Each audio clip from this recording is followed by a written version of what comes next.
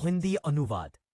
उसमें कुछ लोग इकट्ठा थे, चीख चिल्ला रहे थे और जोर जोर से उत्साह जता रहे थे। भीड़ के चारों ओर दर्जनों कारें खड़ी थीं। इनमें से ज्यादातर सुपर स्पोर्ट्स कारें थीं। सबसे ज्यादा नजर खींचने वाली जगह पर दो कारें खड़ी थीं जो अभी रवाना होने वाली थीं। एक थी चमकदार लाल रंग की सबसे महंगी फेरारी 488, जिसकी कीमत 4 मिलियन से भी ज्यादा थी, और दूसरी थी सबसे सस्ती फोर्ड मस्टैंग, जिसकी कीमत 5 लाख थी। साथ साथ खड़ी ये दोनों कारें एक तीखा विरोधाभास बना रही थी। ये मुकाबला था शांग जिंग के नए युवा मालिक लियू फेंग और 4 प्रमुख युवा मालिकों में से एक जांग हान के बीच। जांग हान अपनी कार से टेक लगाए खड़ा था। उसके कपड़े अस्त व्यस्त थे और बाल लंबे थे। सिर झुकाने पर उसकी आंखें लटों से ढकी रहती थी। कोई भी उसकी बंद आंखें नहीं देख पा रहा था। उसके चेहरे के निचले हिस्से की रूपरेखा से अब भी उसकी विशिष्ट हैंडसम शक्ल झलकती थी, लेकिन उसका स्वभाव अब उदास और बुझा हुआ लग रहा था। वहीं दूसरी ओर लियू फेंग दाईं तरफ लोगों से ऐसे घिरा हुआ था जैसे सितारों से घिरा हो। उसके चेहरे के भाव ऐसे थे मानो पूरी दुनिया उसके पैरों तले हो। चलो जरा हमेशा से श्रेष्ठ माने जाने वाले युवा मालिक झांग को देखाए। लियू फेंग ने हाथ हिलाया और ठंडी मुस्कान के साथ आगे बढ़ा। युवा मालिक झांग पास पहुंचकर जब लियू फेंग ने देखा कि झांग हान ने कोई प्रतिक्रिया नहीं दी, तो उसने अजीब लहजे में कहा, क्या हुआ, सो गए हो क्या? जो जांग हान पहले असहनीय रूप से घमंडी था, आज इतनी बदहाली में है। स्क, स्क, मुकाबला शुरू होने वाला है और तुम अब भी ठंडा पन्ने का नाटक कर रहे हो, मेरे युवा मालिक जांग। उसके मुंह खोलते ही उसके आसपास के चाटुकार भी दिखावा करने के लिए बोल पड़े। इस हालत में तो मुझे लगता है ये बस एक गरीब भिखारी है। नहीं, मुझे तो नहीं लगता ये खाने के लिए हाथ फैलाने वालों जितना भी है। शायद सुअरों का खाना खाकर जी रहा हो। हा। मस्टैंग के पास एक मोटा सा चश्मा पहने आदमी खड़ा था, जिसकी गोद में 3-4 साल की एक छोटी बच्ची थी। उसके उलझे बालों को छोड़ दें तो बाकी सब कुछ परफेक्ट था। बस इस समय उस छोटी बच्ची की साफ सुथरी बड़ी आंखें आंसुओं से भरी थी। जांग हान ओ कोसती भीड़ की बातें सुनकर वह लगभग रो ही पड़ी थी। अगर सामान्य समय होता तो उस बच्ची की मासूम सी सूरत कई निगाहें खींच लेती, लेकिन इस वक्त मंच पूरी तरह लियू फेंग के प्रदर्शन का था। लगातार उपहास और गालियों के बीच आखिरकार जांग हान ने प्रतिक्रिया दी। जैसे ही उसने आंखें खोली, उसके चेहरे पर एक खाली सा भाव था। सामने खड़े लोगों की हरकतें देखकर उसकी नजर केंद्रित हुई और उसकी आंखों में दुनिया से तिरस्कार झलकने लगा।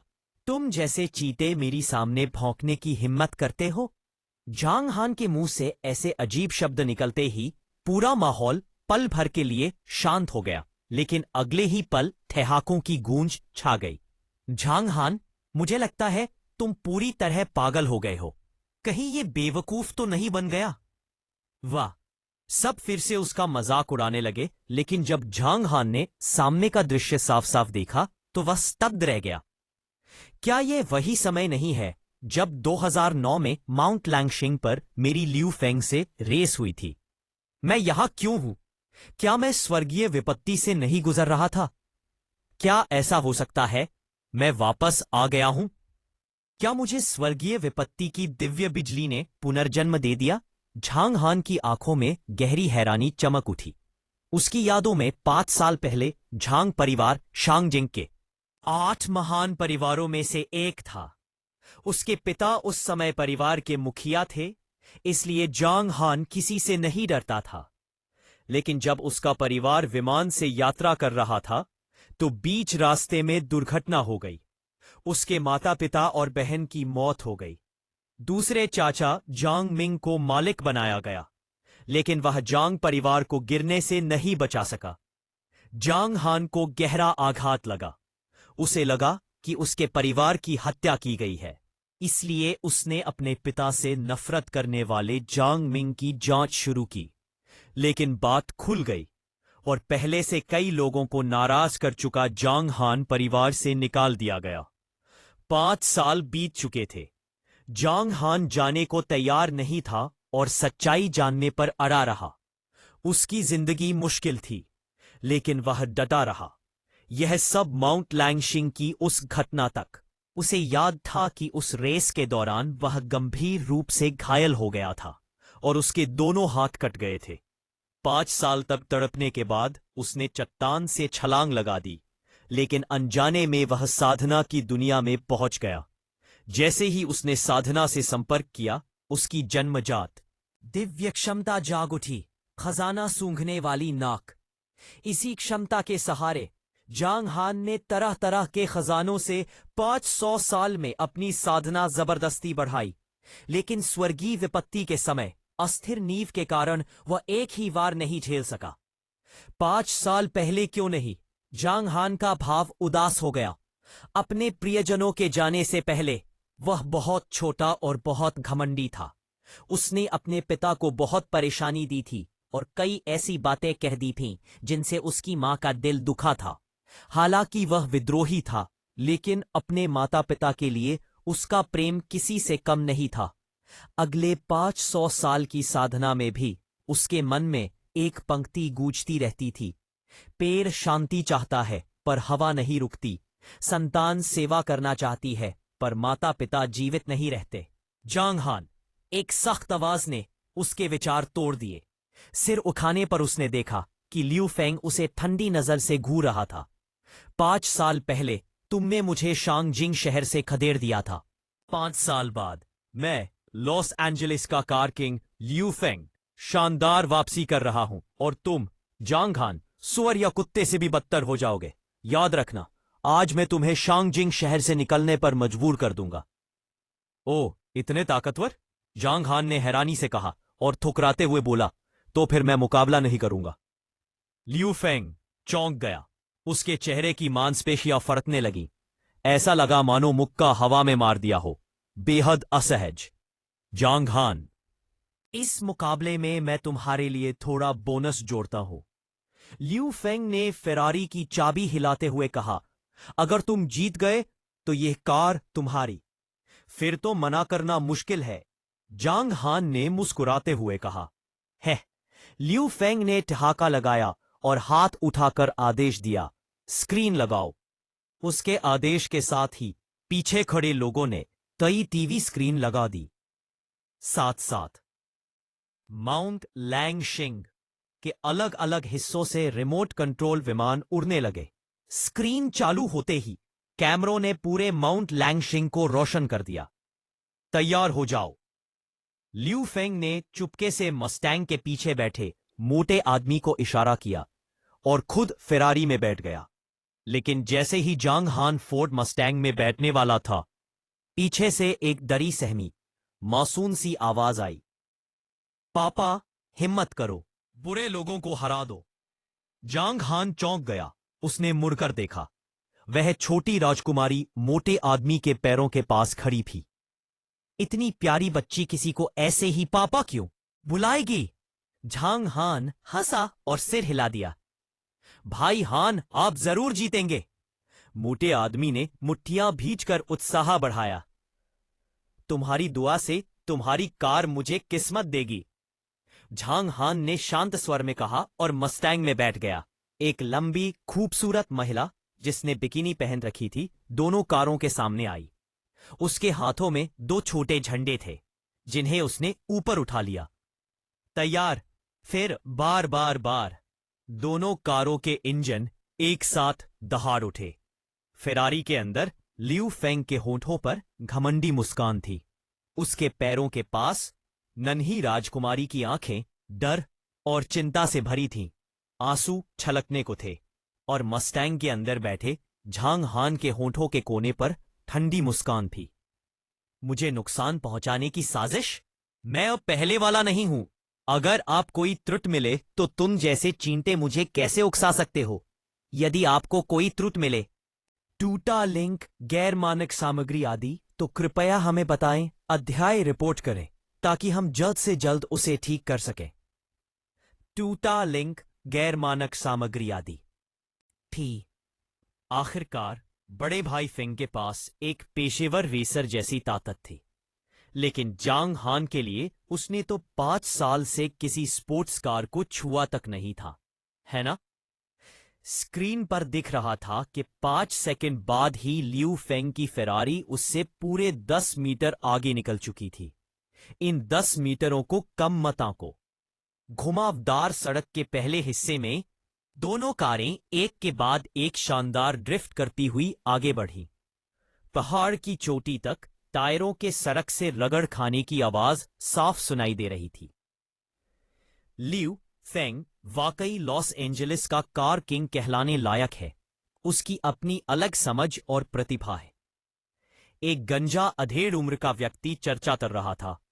वह एक पेशेवर स्पोर्ट्स कार कमेंटेटर था। बोलते बोलते वह अचानक हैरानी से चिल्ला उठा, अरे, किसने सोचा था कि जांग हान की ड्रिफ्टिंग लियू फेंग से भी बेहतर होगी? दूरी और ताकत दोनों के मामले में वह सच में माहिर है। कैमरे में साफ दिख रहा था कि नीली फोर्ड मस्टैंग की रफ्तार और सटीकता फेरारी से ज्यादा स्मूथ थी। धीरे धीरे दोनों कारों के बीच की दूरी कम होती गई। जब मस्टैंग उसे पीछे छोड़ने ही वाली थी, तभी फेरारी दाएं बाएं झूलने लगी और एक आक्रामक पोजीशन में आ गई। इससे मस्टैंग की गति भी थोड़ी धीमी हो गई। हाँ, लियू फेंग की स्किल बुरी नहीं है, लेकिन उसे आगे आने वाले लंबे मोड़ पर ध्यान देना होगा। जरा सी चूक हुई तो वह पीछे छूट जाएगा। गंजा आदमी स्क्रीन घूरते हुए बोला। दोनों कारें एक के बाद एक लंबे मोड़ में दाखिल हुईं। लियू फेंग लगातार कार को नियंत्रित करता रहा ताकि जांग हान की कार उसे पार न कर सके। यह देखकर गंजे आदमी ने तारीफ की। बुरा नहीं, बुरा नहीं, यह चाल काफी शानदार है। बिल्कुल, आखिर वह हमारे बड़े भाई फेंग है। एक मामूली जांग हान भाई फेंग का मुकाबला कैसे कर सकता है उस पे? अब आगे सीधी सड़क है और उसके बाद माउंट लैंशिंग का आखिरी और सबसे मुश्किल हिस्सा, 9 मोड़ और 18 घुमाव। गंजा आदमी ठुड्डी सहलाते हुए बोला। जैसा अनुमान था, दोनों कारें सीधी सड़क पर पहुंची और पूरी रफ्तार से आगे बढ़ीं। इसी पल कोने में खड़े मोटे आदमी की आंखों में ठंडी मुस्कान चमक उठी। उसी समय मस्टैंग के अंदर बैठे झांग हान के होठों पर भी वैसी ही मुस्कान थी। बस, तो सच में ब्रेक सिस्टम खराब है। पिछले जन्म में वह मोड़ पर रफ्तार कम न कर पाने की वजह से कार पलटने पर गंभीर रूप से घायल हुआ था। इसकी वजह थी उसका पूर्व भाई डोंगहू। कुछ साल पहले डोंगहू एक ड्रिफ्टर था जो किस्मत से झांग हान के साथ घूमता था। झांग हान तब भले ही जवान था, लेकिन अपने छोटे भाई के साथ बहुत अच्छा व्यवहार करता था। उसी की मदद से डोंगहू को कई काम मिले। उसने सेकेंड हैंड कार की दुकान खोली, शांगजिंग में कार हाउस लिए और 5 मिलियन से ज्यादा जमा कर लिए। उसकी जिंदगी काफी आरामदायक हो गई थी। लेकिन 5 साल पहले जब जांग हान पर मुसीबत आई तो उसने हाल चाल तक नहीं पूछा। बस कुछ दिन पहले ही वह ढोंग से रिश्ता जताने आया था। लेकिन सच कहूं तो मुझे रफ्तार कम करने का इरादा ही नहीं है। जांग हान हल्के से हंसा। आमतौर पर बिना ब्रेक के ड्रिफ्ट करना बहुत मुश्किल होता है, लेकिन इस दुनिया में कोई चीज बिल्कुल असंभव नहीं। अपनी शक्ति पर सटीक नियंत्रण से जांग हान इस बंधन को तोड़ सकता था। इस समय तक लियू फेंग जांग हान की दाईं ओर कार को दबाए रखे हुए था, जब तक वे 9 घुमावों और 18 मोड़ों के प्रवेश द्वार तक नहीं पहुंच गए। समझ आया कि तुम रफ्तार कम नहीं कर पा रहे। लियू फेंग ने ठहाका लगाया। फोर्ड को आगे निकलते देखकर उसकी आंखों में विनाश की उम्मीद चमक रही थी। दूसरी ओर स्क्रीन देख रहे लोग सदमे में सांस रोक बैठे। वह रफ्तार कम नहीं कर रहा। क्या उसे जीना नहीं है? जरा सी गलती और खाई में गिर जाएगा। गंजा आदमी भौहें चढ़ाकर बोला। कमाल है, जांग हान इतना साहसी। मुझे लगता है वह सच में मरने पर तुला है। जल्दी मरे या देर से मरना तो है ही। शायद उसने सब छोड़ दिया है। लेकिन पीछे कोने में डोंगहू के पैरों के पास खड़ी प्यारी बच्ची आगे खड़े लोगों की सिर्फ टांगे ही देख पा रही थी। जब उसने जांग हान के खिलाफ सबकी बातें सुनी तो वह बेचारी जोर जोर से रोने लगी। पापा, चुप रहो, रोना बंद करो, नहीं तो मारूंगा। डोंगहू गरजा। 3-4 साल की बच्ची इतना क्या समझती। डर के मारे वह और जोर से रोने लगी। डोंगहू गुस्से से हाथ उठाने ही वाला था, लेकिन आसपास लोगों की नजरें देखकर उसने हाथ वापस खींच लिया और अजीब सी हंसी हंसा दिया। कितनी प्यारी बच्ची है। एक 20 साल की युवती जो यह दृश्य देख रही थी, दया से आगे बढ़ी और उसे दिलासा देने लगी। क्या, मैंने क्या देख लिया? भीड़ के आगे से गंजे आदमी की अविश्वास भरी चीख निकली। फोर्ड ने रफ्तार बिल्कुल कम नहीं की और सीधे 9 मोड़ों व 18 घुमावों में घुस गई। पहला मोड़ अर्धवृत्त था। मस्टैंग ने शानदार ड्रिफ्ट के साथ उसे पार किया और बिना रुके दूसरे मोड़ में दाखिल हो गई। दूसरा मोड़ 90 डिग्री का था, तीसरा शंकु आकार का। दोनों बहुत पास पास थे और इतनी रफ्तार पर कार का उड़ जाना तय माना जाता था। सबकी आंखों में फोर्ड मस्टैंग पूरी गति से आगे बढ़ रही थी, मानो कोई भूतिया रथ हो। वह दूसरे मोड़ से दाईं ओर घूमी और सीधे तीसरे में घुस गई। खत्म। इस रफ्तार पर ये रुकेगी ही नहीं, गंजे आदमी ने अफसोस से कहा। लेकिन अगले ही पल जो दृश्य हुआ उसने उसकी आंखें फाड़ दी। तेजी से दौड़ती फोर्ड मस्टैंग तीसरे मोड़ से पहले ही 360 डिग्री घूम गई। पहला घुमाव, कार मोड़ में घुसी। दूसरा घुमाव, कार शंकु मोड़ पार कर गई। तीसरा घुमाव, कार चौथे मोड़ की ओर बढ़ चुकी थी। हे भगवान, ये कैसी ड्राइविंग स्किल है। वहां 3 चक्कर और 360 डिग्री, उसने ये कैसे किया? वह पहला इंसान है जिसने 9 घुमावों में बिना रफ्तार घटाए प्रवेश किया। जांग हान, क्या वह माउंट लैंगशिंग की एक नई किंवदंती लिखना चाहता है? सब लोग स्तब्ध थे। उन्होंने देखा कि कैसे मस्टैंग पूरी रफ्तार से 9 मोड़ों को खूबसूरती से पार कर गई। हर मोड़ के बाद फोर्ड वाइल्ड हॉर्स एक उन्मुक्त जानवर की तरह और तेज आगे बढ़ती गई। और इसी समय लियू फेंग की फेरारी घोंघे जैसी लग रही थी। वह तब जाकर चौथा मोड़ पार कर पाई।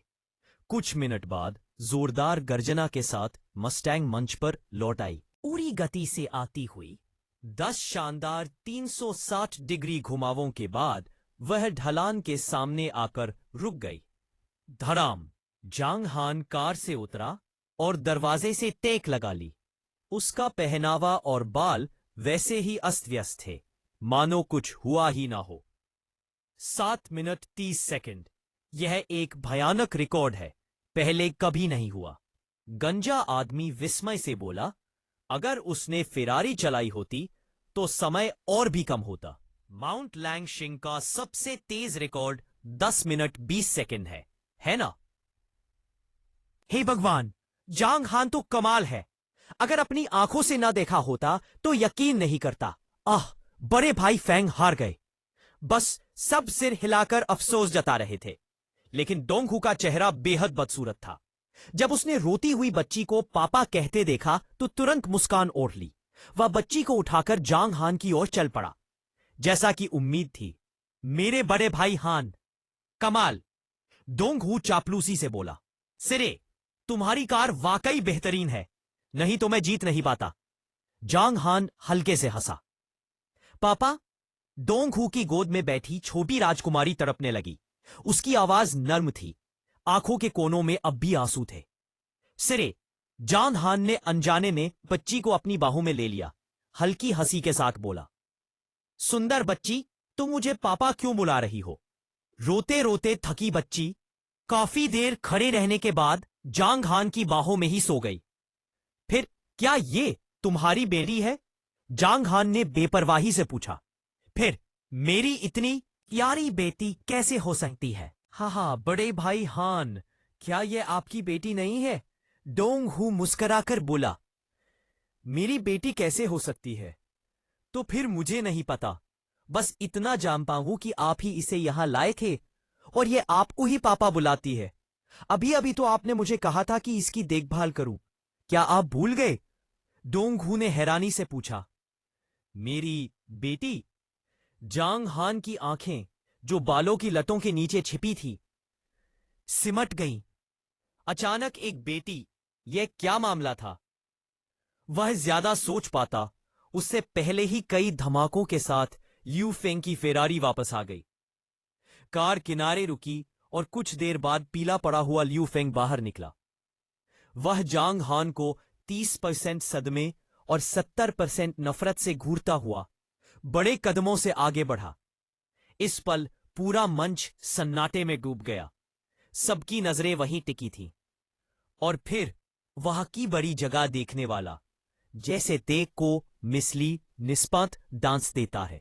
क्या तुम मुझसे एक और मुकाबला करने की हिम्मत रखते हो? लियू फेंग ने दांत पीसते हुए कहा। हे मुझे हारे हुए प्रतिद्वंद्वी पर समय बर्बाद करने में कोई दिलचस्पी नहीं। जांग हान मुस्कुराया। चाबियां दो। यह सुनते ही लियू फेंग की आंखें लाल हो गई। उसने चाबी कसकर पकड़ी और नफरत से बोला, 1 महीने बाद फिर मुकाबला होगा। उसके हाव भाव से साफ था कि अगर जांग हान ने हामी ना भरी तो वह उसे छोड़ने वाला नहीं था। ठीक है, चाबियां दे दो। जांग हान ने हाथ बढ़ाया। लियू फेंग ने गुस्से में चाबियां उसके हाथ में थमा दी। नई खरीदी कार पहली ही रेस में किसी और की हो गई थी। जांग हान चाबियां लेकर लाल फेरारी तक गया। उसने बच्ची को आगे वाली सीट पर बैठाया, कार स्टार्ट की और 100 मीटर चलाकर सड़क किनारे रोक दी। रियर व्यू मिरर से वह किनारे की ओर देखने लगा। मुकाबला खत्म होते ही भीड़ छोटे छोटे समूहों में बिखरने लगी। यदि आपको कोई त्रुटि मिले, टूटा लिंक, गैर मानक सामग्री आदि, तो कृपया हमें बताएं, अध्याय रिपोर्ट करें, ताकि हम जल्द से जल्द उसे ठीक कर सकें। जैसे जैसे वह खड़ी और खतरनाक पहाड़ी ढलान के और करीब पहुंच रहा था, डोंग हू का चेहरा भूत की तरह सफेद पड़ गया और उसकी आंखें सिकुड़ गईं। धड़ाम धड़ाम धड़ाम कार के पलटने की तीखी आवाज पूरे वुल्फ माउंटेन में गूंज उठी। जो लोग वहां से जा रहे थे उनके चेहरे बदल गए और वे सब पलटकर देखने लगे कि आखिर हुआ क्या है। जांग हान के होठों के कोने पर एक ठंडी मुस्कान उभरी। उसने फेरारी स्टार्ट की और धीरे धीरे वुल्फ माउंटेन से बाहर निकल गया। इस समय झांग हान शांगजिन शहर की वुआन रोड पर स्थित एक जर्जर सी अपार्टमेंट बिल्डिंग में रह रहा था। अपार्टमेंट की ओर जाते हुए झांग हान सोच में डूब गया। इस समय मेरे पास काय की एक भी लहर नहीं है और मैं कोई भी साधना तकनीक नहीं चला सकता। मूल रूप से मैं अभी सिर्फ एक साधारण इंसान हूं। मेरी स्पेशल रिंग भी चली गई। झांग हान के चेहरे पर दिल का दर्द झलक आया। 500 साल में इकट्ठा किए गए सारे खजाने सब खत्म। कमबख्त 9वें स्वर्ग की दिव्य बिजली, जब तुमने मुझे पुनर्जन्म दिया ही था तो कुछ खजाने भी देते। इसके आगे जांग हान कुछ देर बुदबुदाता रहा, फिर उसने उन ख्यालों को झटक दिया। यही उसका स्वभाव था, खुला दिल और आशावादी। वह किसी बात पर जरूरत से ज्यादा अड़ता नहीं था। हाँ, हर चीज की एक सीमा होती है। अगर कोई उस सीमा को पार कर जाए तो जांग हान आखिर तक उस मामले से निपटता था। नहीं तो वह शांगजिंग शहर में 5 साल तक जिद करके क्यों रुका रहता? क्या मेरे पास अभी भी कोई और खजाना है? फिर जांग हान सोचने लगा। उसके पास इतने खजाने थे कि उसे खुद याद नहीं रहता था कि कितने हैं। अचानक उसकी आंखें चमक उठीं। उसने तुरंत सिर उठाया और बाएं कान की ओर हाथ बढ़ाया। कुछ देर कान कुरेदने के बाद उसने लगभग 1 सेंटीमीटर लंबी सुई की नोक जैसी चीज निकाली।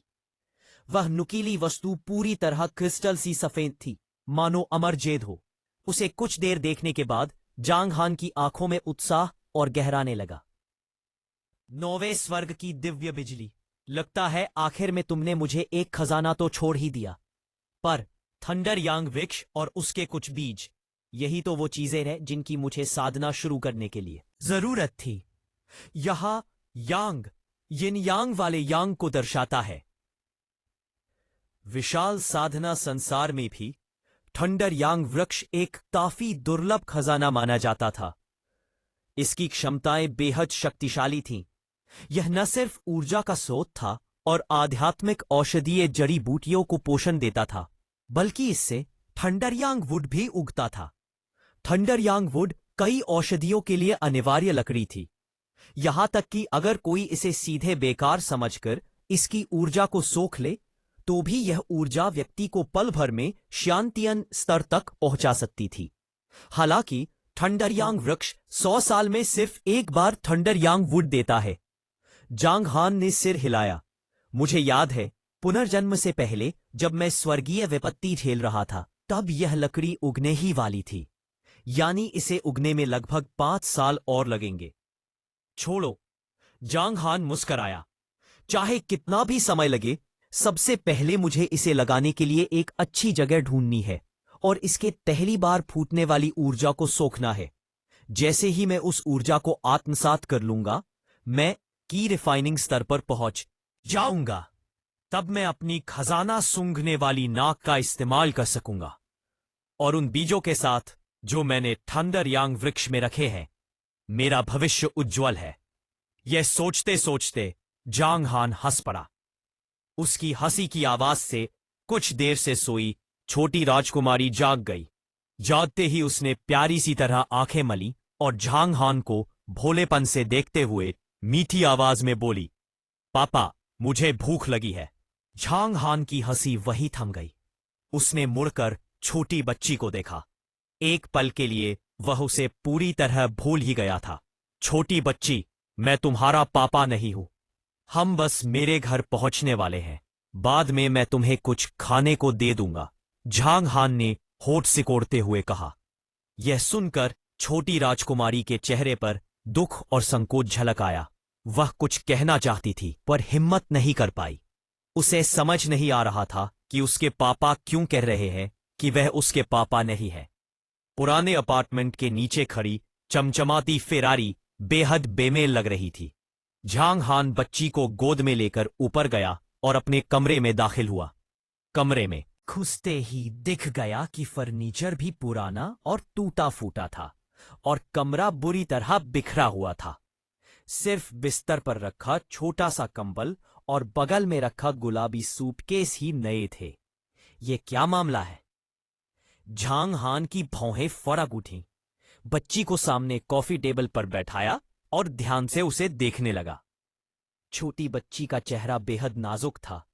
सुंदर भौहें, छोटी सी नाक, बड़ी चमकदार आंखें, पतले चेरी जैसे होंठ, पूरी तरह किसी राजकुमारी जैसी मासूमियत और शालीनता। हालांकि उसके चेहरे के नैन नक्श जांग हान की मर्दाना विशेषताओं से मेल नहीं खाते थे। यहां 5 इंद्रियां, नाक, आंखें, होंठ, जीभ और कान को दर्शाया गया है। अच्छा ही था कि वह जांग हान जैसी नहीं दिखती थी, वरना अगर एक नन्ही बच्ची मर्दाना दिखती, सिर्फ सोचकर ही रोंगटे खड़े हो जाते। क्या ये सच में मेरी बेटी है? यह तो सही नहीं लग रहा। जांग हान बुदबुदाया। अचानक उसके दिमाग में असहनीय दर्द उठा। यह 20 से ज्यादा सालों की यादों का सैलाब था। उसी पल जांग हान सब समझ गया। जब उसकी 500 साल की यादें इस शरीर में आई थी, तब उन्होंने अस्थायी रूप से इस शरीर की 20 साल की यादों को दबा दिया था। अब जाकर सारी यादें आपस में मिल रही थी। इन यादों को पूरी तरह आत्मसात करने के बाद जांग हान कुछ देर तक स्तब्ध रह गया। इस जीवन की दिशा इतनी बदल क्यों गई? पिछले जीवन में उसके माता पिता और बहन की विमान दुर्घटना में मौत हो गई थी, लेकिन इस जीवन की यादों में उसके माता पिता 5 साल पहले रहस्यमय तरीके से गायब हो गए थे। दूसरा चाचा झांग मिंग अब भी पूरे परिवार से नफरत करता था। उसकी बहन घर छोड़कर चली गई थी, ठिकाना पता नहीं था, लेकिन वो हर महीने उसे पैसे भेजती थी। और वो खुद पहले की तरह ही झांग मिंग द्वारा झांग परिवार से निकाल दिया गया था। क्या यह भगवान मुझे अपने पछतावों की भरपाई का मौका दे रहे हैं? जांग हान की आंखों में खुशी झलक उठी। इन यादों को समझ लेने के बाद वह आखिरकार उस छोटी बच्ची की असली पहचान जान गया। उसकी मां का नाम जी यान था। जांग हान उसे ज्यादा नहीं जानता था, बस इतना जानता था कि वह एक ठंडी सी मशहूर अभिनेत्री थी जिसने कई हिट फिल्मों में काम किया था। 5 साल पहले जब जी यान अपने करियर के शिखर पर पहुंचने वाली थी, उसी समय जांग हान की जिंदगी पूरी तरह गर्त में जा चुकी थी और वह अय्याशी के चरम पर था। एक ऐसी घटना के बाद जिसे हीरो द्वारा सुंदरता को बचाना कहा जा सकता है, दोनों अनजाने में एक दूसरे से जुड़ गए। किसे पता था कि वह गोली इतनी सटीक निकलेगी और जी यान करियर के शिखर पर पहुंचते ही संन्यास लेकर उत्तरी अमेरिका चली जाएगी और इस छोटी राजकुमारी को जन्म देगी। जब यह बच्ची लगभग 4 साल की होने वाली थी तो वह जिद करने लगी कि उसे अपने पापा चाहिए। उसी समय जी यान भी मनोरंजन जगत में वापसी का सोच रही थी, इसलिए वह चीन लौट आई। चीन पहुंचते ही जी यान सीधे इस जर्जर अपार्टमेंट में बच्ची को ले आई और उसे सिर्फ 7 दिन झांग हान के साथ रहने दिया। शायद वह चाहती थी कि बच्ची इस हताश पिता से खुद ही मन हटा ले। जब जांग हान और जी यान मिले तो जी यान की ठंडेपन भरी भावना ने जांग हान के अहंकार को भड़का दिया। दोनों में जोरदार झगड़ा हुआ। आखिर में जी यान दांत पीसते हुए चली गई और जांग हान ने मन ही मन सोचा, सेलिब्रिटी बस अभिनेता ही तो होते हैं, इतनी अकड़ किस बात की। बेशक ये सोच उसके पुनर्जन्म से पहले की थी। आज तीसरा दिन था जब इस छोटी बच्ची का अस्तित्व जांग हान की जिंदगी से जुड़ा था। जब यह पक्का हो गया कि यह बच्ची सच में उसकी बेटी है तो जांग हान का रंग उड़ गया, मानो बिजली गिर पड़ी हो। वह बच्ची को घूरता रहा और दुख से बुदबुदाया, बिना हैंडल वाला बच्चा। हे भगवान, क्या तुम मुझसे मजाक कर रहे हो? अगर मेरा बच्चा ही हैंडल के बिना है तो मैं अपनी परंपरा कैसे आगे बढ़ाऊंगा? भावनाएं उमड़ पड़ी। उसने उदासी में कॉफी टेबल पर पड़ी सिगरेट उठाई, जलाया और गहरा कश लिया। खास खास खास सिगरेट के धुएं से छोटी राजकुमारी को खांसी आ गई। झांग हान का हाथ वहीं रुक गया।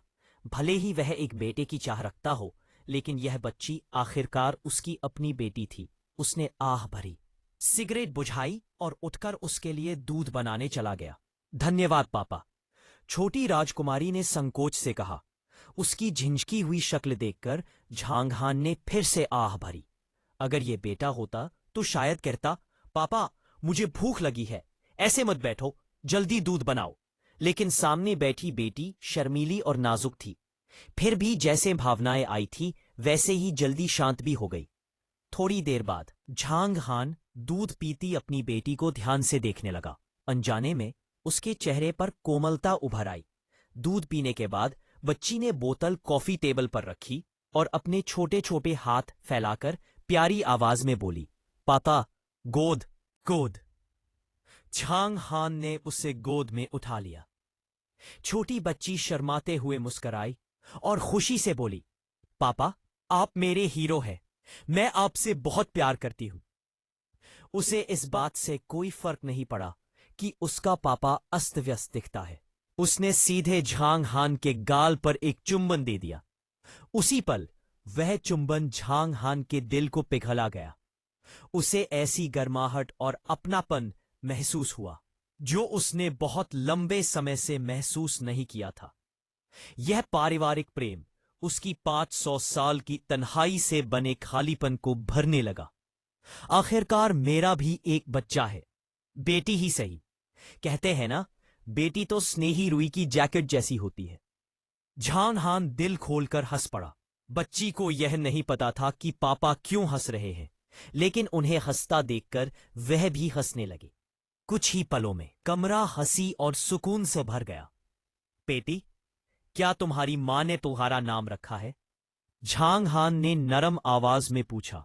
उसे खुद भी नहीं पता था कि उसकी भारी आवाज इतनी कोमल हो सकती है। हाँ, मम्मी ने मेरा नाम रखा है। छोटी राजकुमारी ने खुद की ओर इशारा करते हुए कहा, मेरा नाम एमिली है। यह सुनते ही जांग हान के चेहरे की मुस्कान गायब हो गई। उसकी आंखों के कोने की मांसपेशियां तक फड़कने लगी।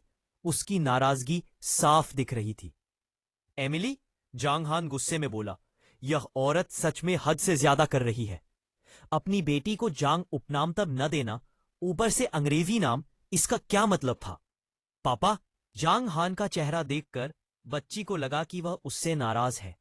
उसकी आंखों में आंसू भर आए। अरे अरे, रो मत, पापा तुम्हें नहीं डांट रहे।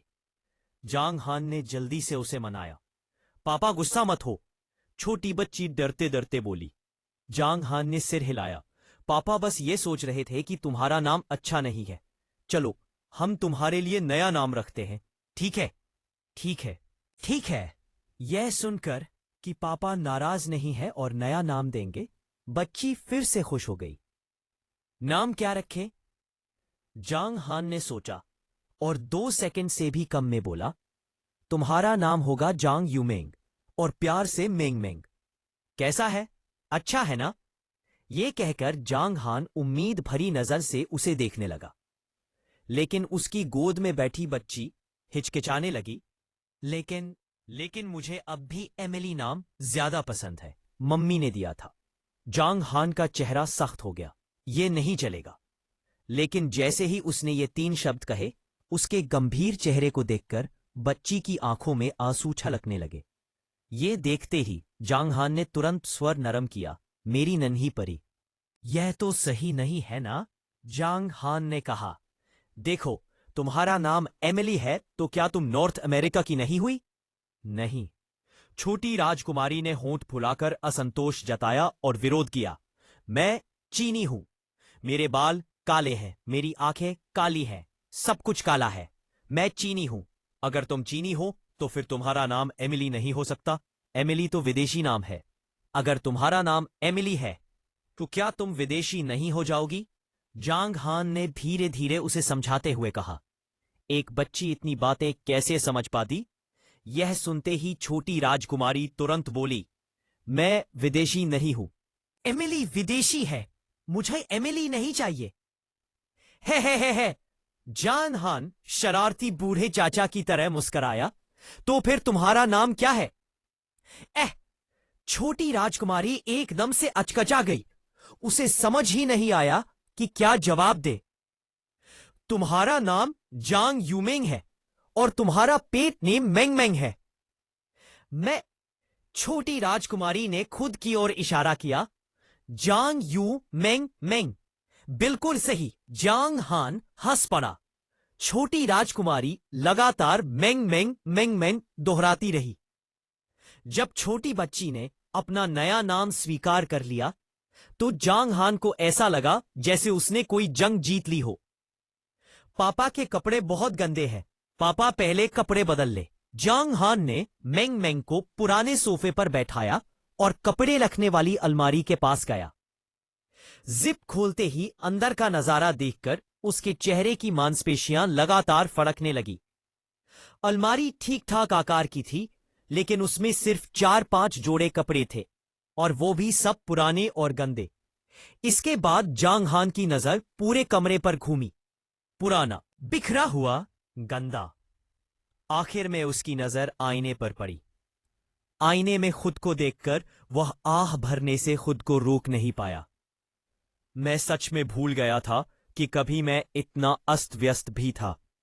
अगर साधना जगत के लोगों को बता दूं कि मैं हान यान अमर सम्राट कभी इतनी दयनीय हालत में था तो शायद कोई यकीन ही न करे। बचपन से ही जांग हान बेहद अमीर परिवार में पला बढ़ा था। उसकी जिंदगी का लक्ष्य हमेशा बेहतरीन चीजों का आनंद लेना रहा था। कुछ समय तक भले ही वह कठिन हालात में रहा हो, लेकिन साधना जगत में प्रवेश करने के बाद उसका जीवन स्तर पृथ्वी पर रहने के समय से कई गुना बढ़ गया था। जहां वह रहता था, अद्वितीय अमर महल। जो वह पीता था, 10,000 साल पुरानी अमर मदिरा। जो वह खाता था, अनेक लोकों के सर्वोत्तम व्यंजन। यहां तक कि बाहर निकलते समय 9 ड्रैगन युद्ध रथ। जहां से वह गुजरता, हजारों लोग नतमस्तक हो जाते। लेकिन अब कमरे की हालत देखकर जांग हान और बर्दाश्त नहीं कर सका। मेंग मेंग, पापा तुम्हें बाहर घुमाने ले जाएं, ठीक है? ठीक है। मेंग मेंग को पापा के साथ बाहर जाना अच्छा लगता है। सच कहना पड़ेगा, बच्चों की सीखने की क्षमता वाकई बहुत तेज होती है। थोड़ी ही देर में मेंग मेंग को अपना नया नाम याद हो गया। जांग हान मुस्कराया और सिर हिलाया। फिर मेंग मेंग का सारा सामान उसके सूटकेस में पैक करने लगा। सूटकेस खोलते ही उसे एक कोने में सलीके से रखे 1,00,000 युआन दिखाई दिए। ये पैसे मेंग मेंग की मां जियान छोड़कर गई थी। जांग हान का इरादा इन पैसों को इस्तेमाल करने का नहीं था, लेकिन इन्हें देखकर उसे 2 दिन पहले जी यान से हुआ झगड़ा याद आ गया। पहले झांग हान की राय थी कि सेलिब्रिटी बस अभिनेता होते हैं। झगड़े के दौरान उसने यही बात कह दी थी, जिससे जी यान बहुत नाराज हो गई थी। लेकिन अब झांग हान ऐसा नहीं सोचता था। हान यान अमर सम्राट के नाम से वह खुद साधना जगत में किसी सेलिब्रिटी से कम नहीं था। सूटकेस पैक करने के बाद झांग हान ने बेडसाइड कैबिनेट से कुछ पैसे निकाले, लगभग 20,000 युआन। ये पैसे उसकी बहन हर महीने भेजती थी, और क्योंकि वह ज्यादातर बाहर नहीं निकलता था, पैसे जमा होते गए। फे, पापा, क्या हम वापस नहीं आएंगे? मेंग मेंग ने सूटकेस की ओर इशारा करके पूछा। नहीं आएंगे पापा, तुम्हें जिंदगी का मजा कराने ले जा रहे हैं। ठीक है, जिंदगी का मजा, मेंग मेंग ने खुशी से हाथ उठाकर कहा। नीचे आकर जांग हान ने सूटकेस डिक्की में रखा, मेंग मेंग को आगे की सीट पर बैठाया और सीट बेल्ट पहनाई। फिर कार चला दी। रास्ते में उसे एक नाई की दुकान दिखी और वहां रुक गया। दुकान के लोग इस पिता बेटी की जोड़ी को देखकर अजीब महसूस कर रहे थे, एक अस्त व्यस्त आदमी और एक प्यारी सी राजकुमारी। लेकिन जैसे ही बाल कटे, सबकी आंखें चमक उठी। बाल हटने के बाद जांग हान का चेहरा तेज और सजीव लगने लगा। वह बेहद हैंडसम तो नहीं था, लेकिन काफी सलीकेदार था। पापा बहुत कूल, मेंग मेंग ने तारीफ की। बाल कटवाने के बाद वे शॉपिंग मॉल गए, नए कपड़े खरीदे। कुल लगभग 20,000 युआन खर्च हुए। कपड़े बदलने के बाद जांग हान का पूरा व्यक्तित्व ही निखर गया। अब वह एक सफल इंसान लग रहा था, जो अपनी प्यारी बेटी को घुमा रहा हो। फिर जांग हान ने हिम्मत बढ़ाने की ट्रेनिंग शुरू की। हालांकि नतीजा यह निकला कि मेंग मेंग और भी प्यारी लगने लगी। आखिर में जांग हान मेंग मेंग को लेकर 5 सितारा होटल लिंग युए पहुंचा। हालांकि उसकी जेब में कुल मिलाकर सिर्फ 6,000 युआन बचे थे, फिर भी उसने 2,500-3,000 युआन का आलीशान स्वीट ले लिया। फिलहाल इतना ही काफी है। मेंग मेंग को सीने से लगाए जांग हान मुस्कुराया। उसके लिए अब यही सबसे बड़ी दौलत थी। की आ विज्ञापन फेटू आटे के पता, यह ल्यू फेंग के एक अधीनस्थ की कॉल थी, जो उसे सूचित कर रहा था कि कार से जुड़ी सभी औपचारिकताएं पूरी कर ली गई हैं। जांग हान ने दस्तावेज अपने पास रख लिए और फिर पार्किंग लॉट में जाकर फेरारी की तस्वीरें ली। कमरे में लौटकर उसने सीधे अपने फोन से एक सेकेंड हैंड कार वेबसाइट पर फेरारी को बेचने का विज्ञापन डाल दिया। फेरारी की कीमत उसने केवल 20 लाख RMB रखी थी। कमरे में लौटकर सीधे अपने फोन से एक सेकेंड हैंड कार वेबसाइट पर फेरारी को बेचने का विज्ञापन डाल दिया। जैसे जैसे वह पोस्ट स्क्रॉल करता गया, उसकी आंखें और बड़ी होती चली गई और वह चिल्ला उठा, मैनेजर, मैनेजर। क्या हुआ? मैनेजर ने नाराजगी भरे लहजे में पूछा। उस समय रात के 7 बज चुके थे। काम का समय पहले ही 2 घंटे बढ़ चुका था, और फिर भी उसका अधीनस्थ इतना हंगामा कर रहा था। इससे मैनेजर और भी चिढ़ गया। उसने मन ही मन तय कर लिया कि अगर यह बेवजह शोर मचा रहा है तो सजा जरूर देगा। मैनेजर, जल्दी आइए और इसे देखिए, यह बहुत गंभीर मामला है। कर्मचारी जोर से चिल्लाया। उसकी आवाज सुनकर जो लोग जाने ही वाले थे, वे भी रुक गए और स्क्रीन की ओर देखने लगे। मैनेजर भौहें सिकोड़ते हुए पास आया। जैसे ही उसने स्क्रीन पर पोस्ट देखी, उसकी आंखें चौड़ी हो गई और वह चौंक कर बोला, क्या? एक फेरारी 488, जिसे 1 महीने से भी कम समय पहले खरीदा गया है, सिर्फ 20 लाख RMB में दोबारा बेची जा रही है। उसकी बात सुनकर सभी लोग स्क्रीन के आसपास इकट्ठा हो गए। इस कार की कुल कीमत लगभग 48 लाख RMB है और कोई इसे 20 लाख में बेच रहा है। यह असली है या नकली? अगर यह असली हुई तो खरीदने वाला तो जबरदस्त मुनाफा कमाएगा। बिल्कुल, 20 लाख में खरीदकर कम से कम 30 लाख में दोबारा बेची जा सकती है। क्या यह आदमी पैसों की सख्त जरूरत में है? लेकिन फिर भी 30 लाख में भी डाले तो 3 दिन के अंदर बिक जाती है। फेरारी की कीमत सभी जानते थे और मैनेजर तो खास तौर पर जानता ही था। उसने तुरंत कंप्यूटर के सामने बैठे कर्मचारी को आदेश दिया, जल्दी इस पोस्ट को तुरंत सील करो और गाड़ी के मालिक का फोन नंबर मुझे दो। मैनेजर खुद यह कार खरीदने की तैयारी में था। कर्मचारी तेजी से काम में जुट गया, जबकि बाकी कर्मचारी मैनेजर को ईर्ष्या से देखने लगे। यही तो मैनेजर की ताकत थी। उसके पास इतनी पूंजी थी कि वह कार खरीदकर दोबारा बेच सके। आम कर्मचारियों के पास तो 20 लाख आरएमबी भी नहीं थे। फोन पर जांग हान से मिलने का समय तय करने के बाद मैनेजर हंसते हुए अपने अधीनस्थ की पीठ थपथपाने लगा और सौदा पूरा होने पर उसे बड़ा इनाम देने का मन बना लिया। थोड़ी तैयारी के बाद वह अपने कुछ कार परीक्षण विशेषज्ञों को लेकर जांग हान के होटल पहुंचा। जांच पड़ताल के बाद संतुष्ट होकर मैनेजर ने जांग हान से अगले दिन सौदा पूरा करने की बात तय की। जब जांग हान मेंग मेंग को गोद में उठाकर कमरे में लौटा, तब रात के 9 बज चुके थे। हाँ, मेंग मेंग ने जम्हाई लेते हुए कहा, पापा मुझे कहानी सुननी है। कहानी? जांग हान थोड़ी देर के लिए चौंक गया। उसने कभी किसी को कहानी नहीं सुनाई थी, लेकिन बेटी की इच्छा थी तो मना कैसे करता। सोच समझकर उसने कहा, तो पापा तुम्हें स्नो वाइट की कहानी सुनाते हैं? नहीं नहीं, मैं ये पहले सुन चुकी हूं। मेंग मेंग ने सिर हिला दिया। तो फिर लिटिल रेड राइडिंग हुड? नहीं। 7 बौनों की कहानी? नहीं। Big bad wolf? जांग हान ने जितनी भी परी कथाएं उसे याद थी सब गिना दी, लेकिन मेंग मेंग सबको पहले ही सुन चुकी थी। 7 बौनों की कहानी? वाह, असहाय हो गया। तभी अचानक उसके दिमाग में एक विचार आया। मुस्कुराते हुए उसने पूछा, तो क्या तुम हान यान अमर सम्राट की कहानी सुनना चाहोगी? नहीं। मेंग मेंग कुछ देर सोचकर बोली, ठीक है, सुनाओ। जांग हान ने गला साफ किया और गर्व से कहा, हान यान अमर सम्राट एक बहुत ही जबरदस्त इंसान था। उसकी कहानी पृथ्वी से शुरू होती है। इसके बाद पूरी अमरलोक, साधना, पुनर्जन्म और हान यान अमर सम्राट की कहानी उसी भाव और विस्तार के साथ चलती है। जब हान ने आखिर में कहा, क्या तुम जानती हो हान यान अमर सम्राट कौन था? वह तुम्हारा पापा ही था। तो उसने देखा कि मेंग मेंग गहरी नींद में सो चुकी थी। जांग हान का चेहरा जड़ हो गया। फिर वह हल्के से मुस्कुराया, उसे कंबल ओढ़ाया और सोचा, अब मुझे थंडर यांग ट्री लगाने के लिए एक खजाने जैसी जमीन ढूंढनी होगी। आखिरकार उसने शियांगजियांग, हांगकांग जाने का फैसला किया।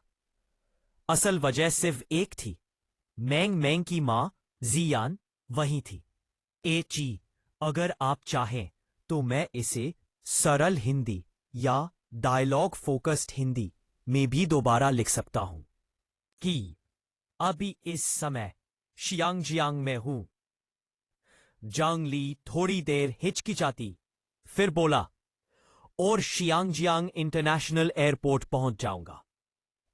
जांग ली थोड़ी देर हिचकिचाई, फिर बोली, ठीक है, रुकिए, आपने अभी कहा कि आपने 2 फ्लाइट टिकट बुक किए हैं। आप किसके साथ आ रहे हैं? अपनी बेटी के साथ। तप्पा तप्पा, फोन के जमीन पर गिरने की आवाज आई। फिर जांग ली की हैरानी भरी चीख सुनाई दी। क्या कहा आपने? आपकी बेटी? हाँ, मेरी बेटी जो तुम्हारी भतीजी भी है। जांग हान ने सिर हिलाते हुए हंसकर कहा, यह कैसे हो सकता है? मुझे इसके बारे में क्यों नहीं पता? कहीं मुझे बेवकूफ तो नहीं बना रहे? जांग ली ने लगातार सवाल दाग दिए। बिल्कुल सच है, यहां तक कि मुझे खुद भी काफी झटका लगा था। जांग हान ने जवाब दिया। हे भगवान, मैं तो पहले से ही बुआ बन गई। जांग ली हक्का बक्का होकर बुदबुदाई। कल मिलने पर तुम उसे खुद देख लेना। नहीं, मैं अभी देखना चाहती हूं। मैं तुम्हें वीडियो कॉल भेज रही हूं। यह कहकर झांग ली ने तुरंत फोन काट दिया। इसके तुरंत बाद झांग हान के वीचैट पर वीडियो कॉल का निमंत्रण आ गया। वीचैट व्हाट्सएप जैसा ही एक ऐप है। कॉल कनेक्ट होते ही जब झांग ली ने सलीके से कपड़े पहने झांग हान को देखा, जो बिल्कुल पहले जैसा ही लग रहा था, तो वो एकदम स्तब्ध रह गई और उसकी आंखों में अनायास आंसू भर आए। अरे ठीक है, अब तुम इतनी बड़ी हो गई हो, रोने की जरूरत नहीं है, झांग हान मुस्कुराते हुए बोला। मैं कितनी भी बड़ी हो जाऊं, आपके लिए तो मैं आपकी छोटी बहन ही हूं। आपको फिर से संभलते हुए देखकर मुझे बहुत खुशी हो रही है। झांग ली ने आंसू पोंछे और खुद को संभालते हुए कहा, मेरी भतीजी कहाँ है? जल्दी दिखाइए। झांग हान बिस्तर के पास गया और फोन का कैमरा उस छोटी राजकुमारी की ओर कर दिया जो गहरी नींद में सो रही थी। कितनी प्यारी और सुंदर बच्ची है, झांग ली ने प्यार से कहा। भैया, मेरी भाभी कौन है? जो इतनी सुंदर बच्ची को जन्म दे सकती है, वो भी जरूर बहुत सुंदर होंगी, है ना? मेंग मेंग को नींद से न जगाने के डर से जांग हान ने धीमी आवाज में कहा, ये सब हम मिलकर बात करेंगे। हालांकि जांग हान की आवाज बहुत धीमी थी, लेकिन फिर भी छोटी बच्ची जैसे सुन ही ली हो। वो करवट बदलते हुए अपने छोटे पैरों से कंबल को लात मारकर हटा देती है, जिससे उसके छोटे छोटे पैर और डायपर पहना हुआ नन्हा सा नितंब दिखाई देने लगता है। जांग हान ने प्यार से उसे फिर से कंबल उठाया और एक कोने में जाकर जांग ली से बात करता रहा। लगभग 1 घंटे बाद जाकर वीडियो कॉल खत्म हुई। वापस बिस्तर पर आकर जांग हान ने अपने कपड़े उतारकर पास में रखे और उस प्यारी सी बच्ची को देखते देखते धीरे धीरे सो गया। उस रात उसे बहुत सुकून भरी नींद आई। अगली सुबह सूरज निकलते ही जांग हान को जोर जोर से रोने की आवाज ने जगा दिया। फुश! जांग हान ने तुरंत आंखें खोली और देखा कि बगल में छोटी बच्ची जोर से रो रही है। क्या हुआ मेरी बहादुर बच्ची? मत रो, मत रो। आओ, पापा गोद में लेते हैं। जांग हान ने जल्दी से उसे अपनी बाहों में भर लिया। हूं पापा, एक बड़ा राक्षस मेरे पीछे पड़ा था, मुझे डर लग रहा है, मेंग मेंग रोते हुए बोली। यह सुनकर जांग हान समझ गया और हल्के से बोला, मुझे सपना था, तुमने सपना देखा था।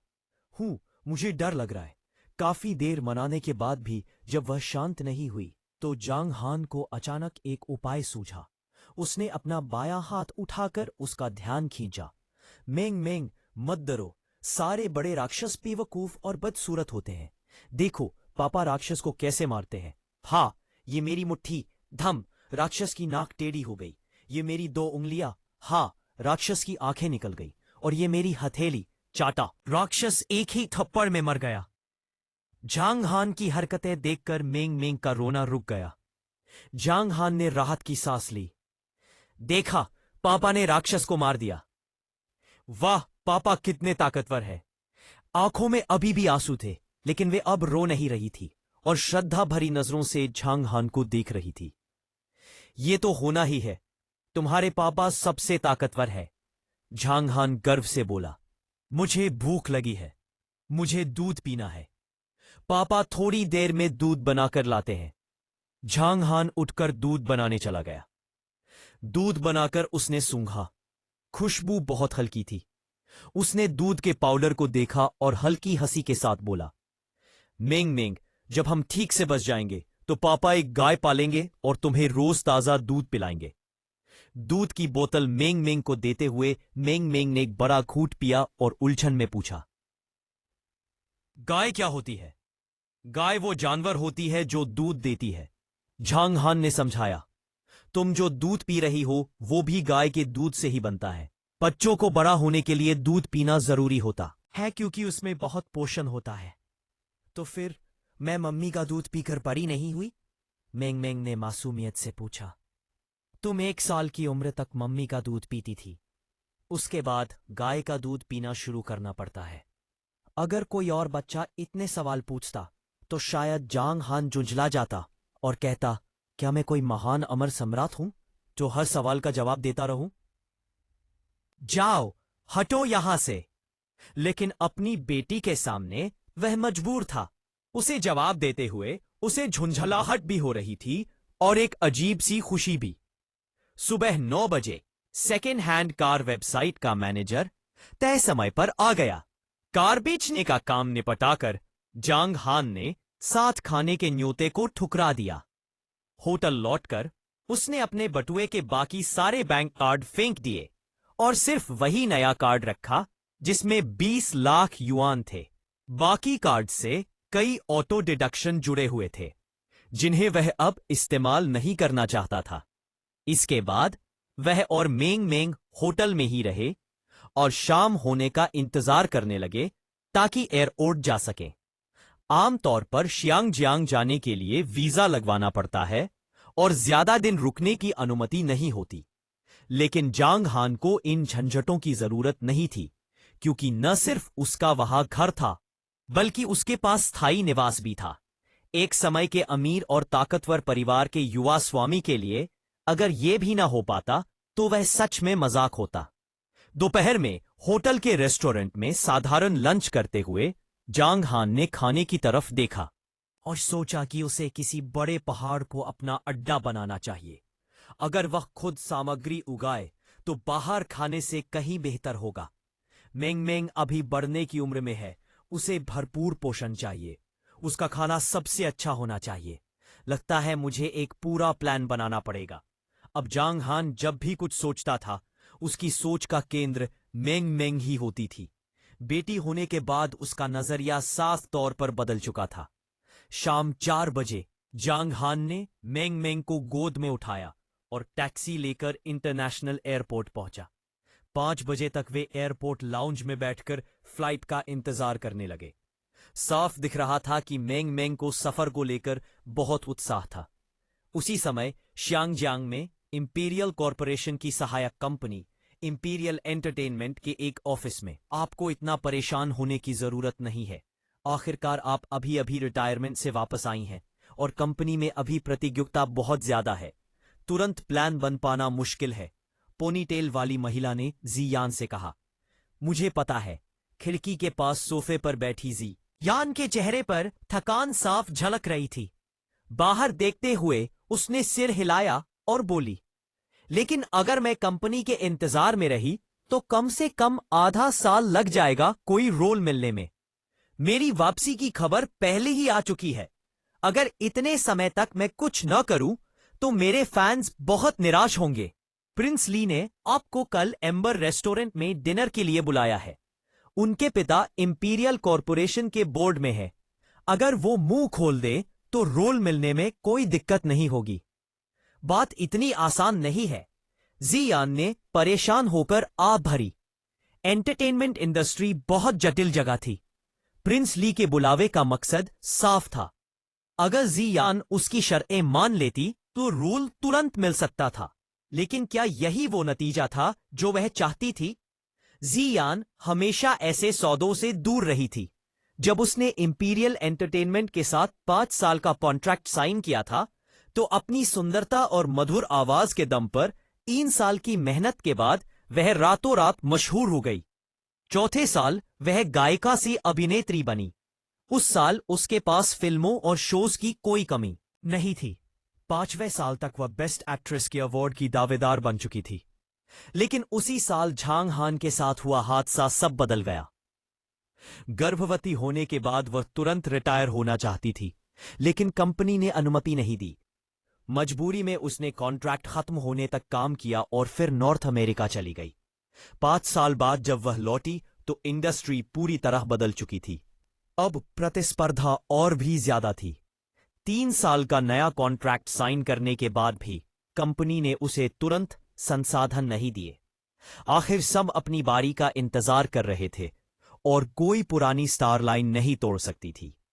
कंपनी में कई लोग उसकी पीठ पीछे उसे ढलती हुई स्टार कहते थे, जिससे जियान को बहुत अपमान महसूस होता था और वह अपनी काबिलियत से खुद को साबित करना चाहती थी।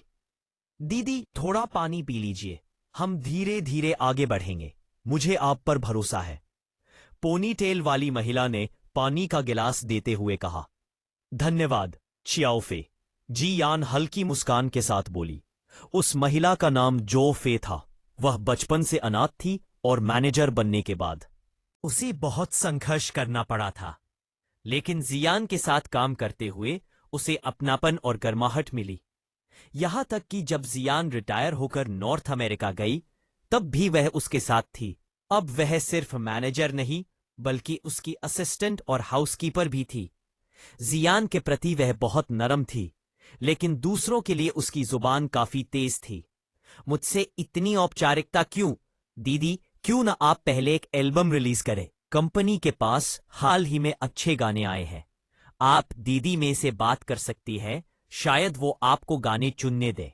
आखिरकार आपने म्यूजिक से ही डेब्यू किया था।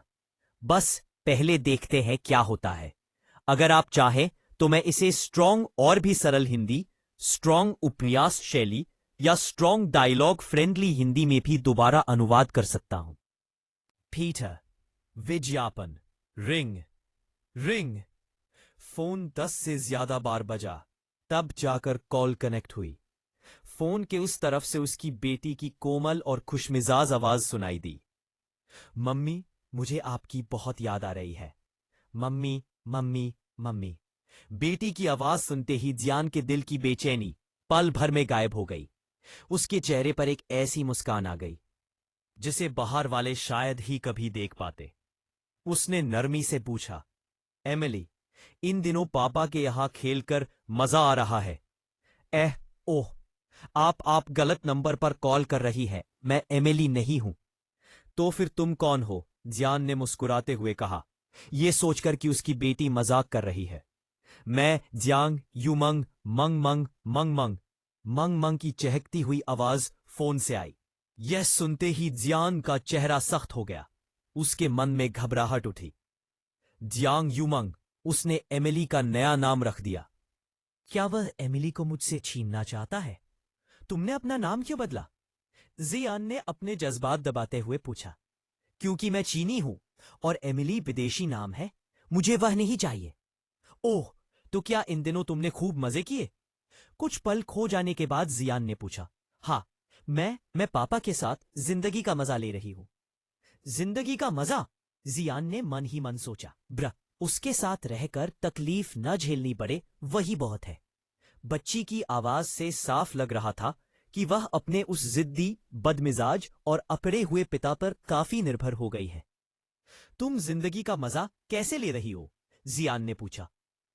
पापा, मम्मी पूछ रही है कि हम कैसे मजा कर रहे हैं। मंग मंग को समझ नहीं आया कि क्या जवाब दे, इसलिए उसने तुरंत अपने पापा की तरफ देखा। जल्दी ही उसकी मीठी आवाज फिर सुनाई दी। पापा ने कहा कि हम सबसे अच्छा खाना खाएंगे, सबसे अच्छा पिएंगे और सबसे अच्छी चीजों से खेलेंगे। ओह, थोड़ी देर में मैं बड़े पक्षी में बैठूंगी। मम्मी, मुझे फोन रखना होगा। मैं पापा के साथ जिंदगी का मजा लेने जा रही हूं। इतना कहने के बाद जिंदगी का फोन से हल्की सी घोषणा सुनी, ध्यान दे, शांगजिंग से। फिर कॉल कट गई। उस पल जिंदगी स्तब्ध रह गई। मेरी बेटी ने मेरा फोन काट दिया। जिंदगी का मजा? बच्चों को मीठी मीठी बातों में बहकाना? झांगहान, तुम्हारी हालत इतनी खराब है, तुम कैसे जिंदगी का मजा दोगे? और आखिरी वाक्य का क्या मतलब था? Bus stop? एयरपोर्ट? कहीं और? इतना जिद्दी इंसान, क्या वह सच में शांगजिंग छोड़ देगा? दीदी, दीदी, दीदी, जो फे ने कई बार पुकारा। जिंदगी ने उसकी ओर देखा। उसकी आंखों में उलझन थी। क्या हुआ दीदी? एमिली ने क्या कहा? क्या वह वहां रहकर ऊब गई? जो फे ने जिज्ञासा से पूछा। उसने कुछ नहीं कहा। जियान ने कहा, होश में आते हुए। सिर झुकाकर उसके दिल में अजीब सी बेचैनी थी।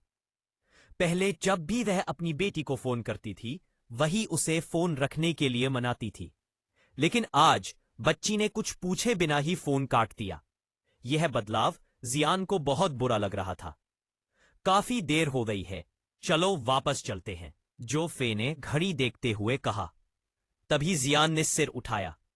मैं वापस नहीं जा रही। शियाओ फे, अभी शांगजिंग के लिए सबसे जल्दी की फ्लाइट बुक करो। जो फे चौंक गई। लेकिन कल कंपनी की 2 मीटिंग है और यंग मास्टर ली के साथ डिनर भी है। सब कुछ रद्द कर दो। हमें जल्दी से एमिली को वापस लाना होगा। वह जियान ने गहरी सांस ली। वह बिगड़ गई है। ठीक है, जोफे ने सिर हिलाया। वह जानती थी कि बेटी से जुड़ा कोई भी मामला हो, जियान कभी समझौता नहीं करती। उसने तुरंत टिकट बुक करने के लिए फोन निकाल लिया। असल में जियान ने मंगमंग को गलत समझा था। मंगमंग अभी और बातें करना चाहती थी। लेकिन विमान उड़ान भरने वाला था। जांग हान ने उसे याद दिलाया। मंग मंग ने अलविदा कहा। तभी जांग हान ने फोन लिया और सीधा कॉल काट दी। इससे छोटी सी राजकुमारी बहुत नाराज हो गई। ठीक है मंग मंग, अब हमें बड़े पक्षी में बैठना है। मंजिल पर पहुंचकर तुम मम्मी से फिर बात कर सकती हो। ठीक है, जांग हान ने हल्के स्वर में कहा। ओह, बड़े पक्षी में बैठेंगे, फिर मम्मी से बात करेंगे। मंग मंग उसकी बाहों में हाथ पैर हिलाने लगी। उसे हवाई जहाज में बैठना बहुत पसंद था, क्योंकि खिड़की से रुई जैसे बादल दिखते थे। लेकिन इस बार अंधेरा था, इसलिए बादल नहीं दिखे। रात 9:30 बजे विमान समय पर शियांगजियांग इंटरनेशनल एयरपोर्ट पहुंचा। बाएं हाथ में सामान और दाएं हाथ में मंग मंग को उठाए जांग हान बाहर निकला। उधर एयरपोर्ट के दूसरे सिरे पर मास्क और चश्मा लगाए जिन यान जो फई के साथ तेजी से टर्मिनल की ओर बढ़ रही थी। यही यात्रा उसके लिए बेकार साबित होने वाली थी। बाहर निकलते ही जांग हान की नजर चारों ओर घूमी और भीड़ में एक महिला पर टिक गई। उसकी शक्ल सूरत जांग हान से मिलती जुलती थी। पतली भौहें, नाजुक नाक और होठ। वह और कोई नहीं, उसकी बहन जांग ली थी, जिसकी लंबाई 1.7 मीटर थी। जांग हान मुस्कुराया और उसकी ओर बढ़ा। जैसे ही जांग ली ने उसे देखा, साफ सुथरे कपड़े, पुरानी शान, उसकी आंखें लाल हो गईं। भैया, वह हल्के से रोई और जांग हान से लिपट गई। बुआ, यह देखकर कि एक और औरत उसके पापा से लिपट रही है, मंग मंग जोर जोर से रोने लगी। अरे क्या हुआ मंग मंग? जांग हान ने जल्दी से उसे संभाला। तभी जांगली की नजर मंग मंग पर पड़ी। उसका प्यारा सा रोता चेहरा देखकर वह मुस्कुराई। मंग मंग मत रो, बाद में बुआ तुम्हें अच्छी अच्छी चीजें खिलाएगी, ठीक है? कहते हुए वह मंग मंग को गोद में लेना चाहती थी, लेकिन मंग मंग ने हाथ उठाकर विरोध किया। दूर जाओ बुरी औरत, पापा सिर्फ मेरे और मम्मी के हैं। कोई और पापा को गले नहीं लगा सकता। फूफ फूफ। झांग ली पहले तो हैरान हुई, फिर हंस पड़ी। उसने मंग मंग को बुआ का मतलब समझाया। जब उसे पता चला कि झांग ली उसके पापा की छोटी बहन है, तब जाकर उसका मूड थोड़ा ठीक हुआ। झांग ली उन्हें सी फूड खिलाना चाहती थी, लेकिन झांग हान ने तुरंत मना कर दिया। पहला, सी फूड से बच्चों को दस्त लग सकते हैं। दूसरा, उसे बाहर के खाने पर भरोसा नहीं था। अगर सी फूड खाना ही है तो वह खुद बनाएगा। खाने के मामले में झांग हान की उम्मीदें बहुत ऊंची थी। वह चाहता था कि थंडर यांग ट्री लगाने के बाद मंग मंग के लिए खुद सामग्री उगाए। तब तक उसे सामान्य खाने से ही काम चलाना होगा। आखिरकार वे एक पेस्ट्री शॉप गए। कोई और पापा को गले नहीं लगा सकता। पहला, सीफूड से बच्चों को दस्त लग सकते हैं। दूसरा, उसे बाहर के खाने पर भरोसा नहीं था। आखिरकार शायद उसका मूड थोड़ा ठीक हो रखे, लेकिन जांग ली ने कहा कि यह उसका शौक है। मनाने का कोई फायदा न देखकर जांग हान ने बात छोड़ दी। खाना खत्म करते करते रात के 11 बज गए और मंग मंग को नींद आने लगी। जांग ली ने टैक्सी बुलाई और उन्हें अपने किराए के घर चलने को कहा। लेकिन जब जांग हान को पता चला कि वह किसी और के साथ घर शेयर करती है, तो उसने मना कर दिया और उसे फूशी होटल कॉजवे बे में साथ ठहरने को कहा।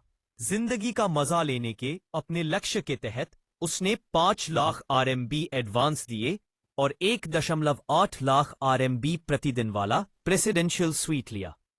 यह देखकर जांग ली कुछ पल के लिए जड़ हो गई। लगता है भैया की हालत उतनी खराब नहीं है जितनी मैंने सोची थी। फिर उसके मन में थोड़ी नाराजगी भी आई। हर महीने मैं ही उसे 5,000 भेजती थी और अब वह आराम से 5 लाख निकाल रहा है। यह कैसी खराब हालत हुई। लगता है झांग परिवार ने आखिर कुछ तो छोड़ा है। कमरे में जाकर झांग हान ने पहले सोती हुई मंगमंग को मास्टर बेडरूम में लेटाया, फिर लिविंग रूम में आकर कार रेसिंग की पूरी बात संक्षेप में बताई। तभी झांग ली को पैसों का स्रोत समझ आया। कई सालों बाद मिले भाई बहन देर रात 1 बजे तक बातें करते रहे। मंगमंग की मां के बारे में पूछने पर झांग हान ने साफ जवाब नहीं दिया। झांग ली ने भी जोर नहीं दिया। थक जाने पर वह दूसरे कमरे में सोने चली गई। झांग हान को भी नींद आ रही थी, लेकिन एक जरूरी काम बाकी था। उसने खुद को संभाला, कंप्यूटर ऑन किया और दराज से पेन निकाला। वह सोचने लगा, थंडर यांग ट्री लगाने के बाद मैं पूरे पहाड़ को अपना क्षेत्र बना सकता हूं। जमीन को आध्यात्मिक भूमि में बदल सकता हूं। बीजों के अलावा फल सब्जियां भी उगा सकता हूं। लेकिन जमीन का आकार सोच समझकर रखना होगा। बहुत बड़ा हुआ तो ऊर्जा फैल जाएगी। नहीं, यह सोचना चाहिए कि मंगमंग को क्या चाहिए। उसने लिखना शुरू किया। मंगमंग को दूध चाहिए, डेयरी, गाय, ऑलिव और मुर्गी, बतख, मछली, पोल्ट्री एरिया, पल्फ, चावल और गेहूं, खेती क्षेत्र, पहाड़ की चोटी, रहने का क्षेत्र, पालतू जानवरों के लिए अलग जगह, आगे की ओर मनोरंजन क्षेत्र, स्विमिंग पूल, गोल्फ आदि, देखने घूमने का क्षेत्र, पूलों पौधे, तालाब, कमल, समुद्री पानी का क्षेत्र, फिलहाल मुश्किल, 2 रिजर्व क्षेत्र, पब। सब लिखने के बाद उसने पढ़ा और स्तब्ध रह गया। पोल्ट्री, खेती, रहने, पालतू, मनोरंजन, देखने, समुद्री। सिर्फ पहले 6 ही बहुत ज्यादा थे। इतना काम, और थंडर यांग ट्री में इतनी ऊर्जा नहीं थी। जब थंडर यांग ट्री लगाया जाता है, वह पहाड़ को अपना क्षेत्र मानकर पहली ऊर्जा छोड़ता है, फिर क्षेत्र ऊर्जा वापस देता है। यह चक्र चलता रहता है और अंत में पेड़ और भूमि मिलकर एक अनमोल आध्यात्मिक भूमि बन जाते हैं। एक भूमि में, अगर आप चाहे, मैं इसे अध्यायवार सरल हिंदी में बताएंगे या संक्षिप्त सार में भी बदल सकता हूं।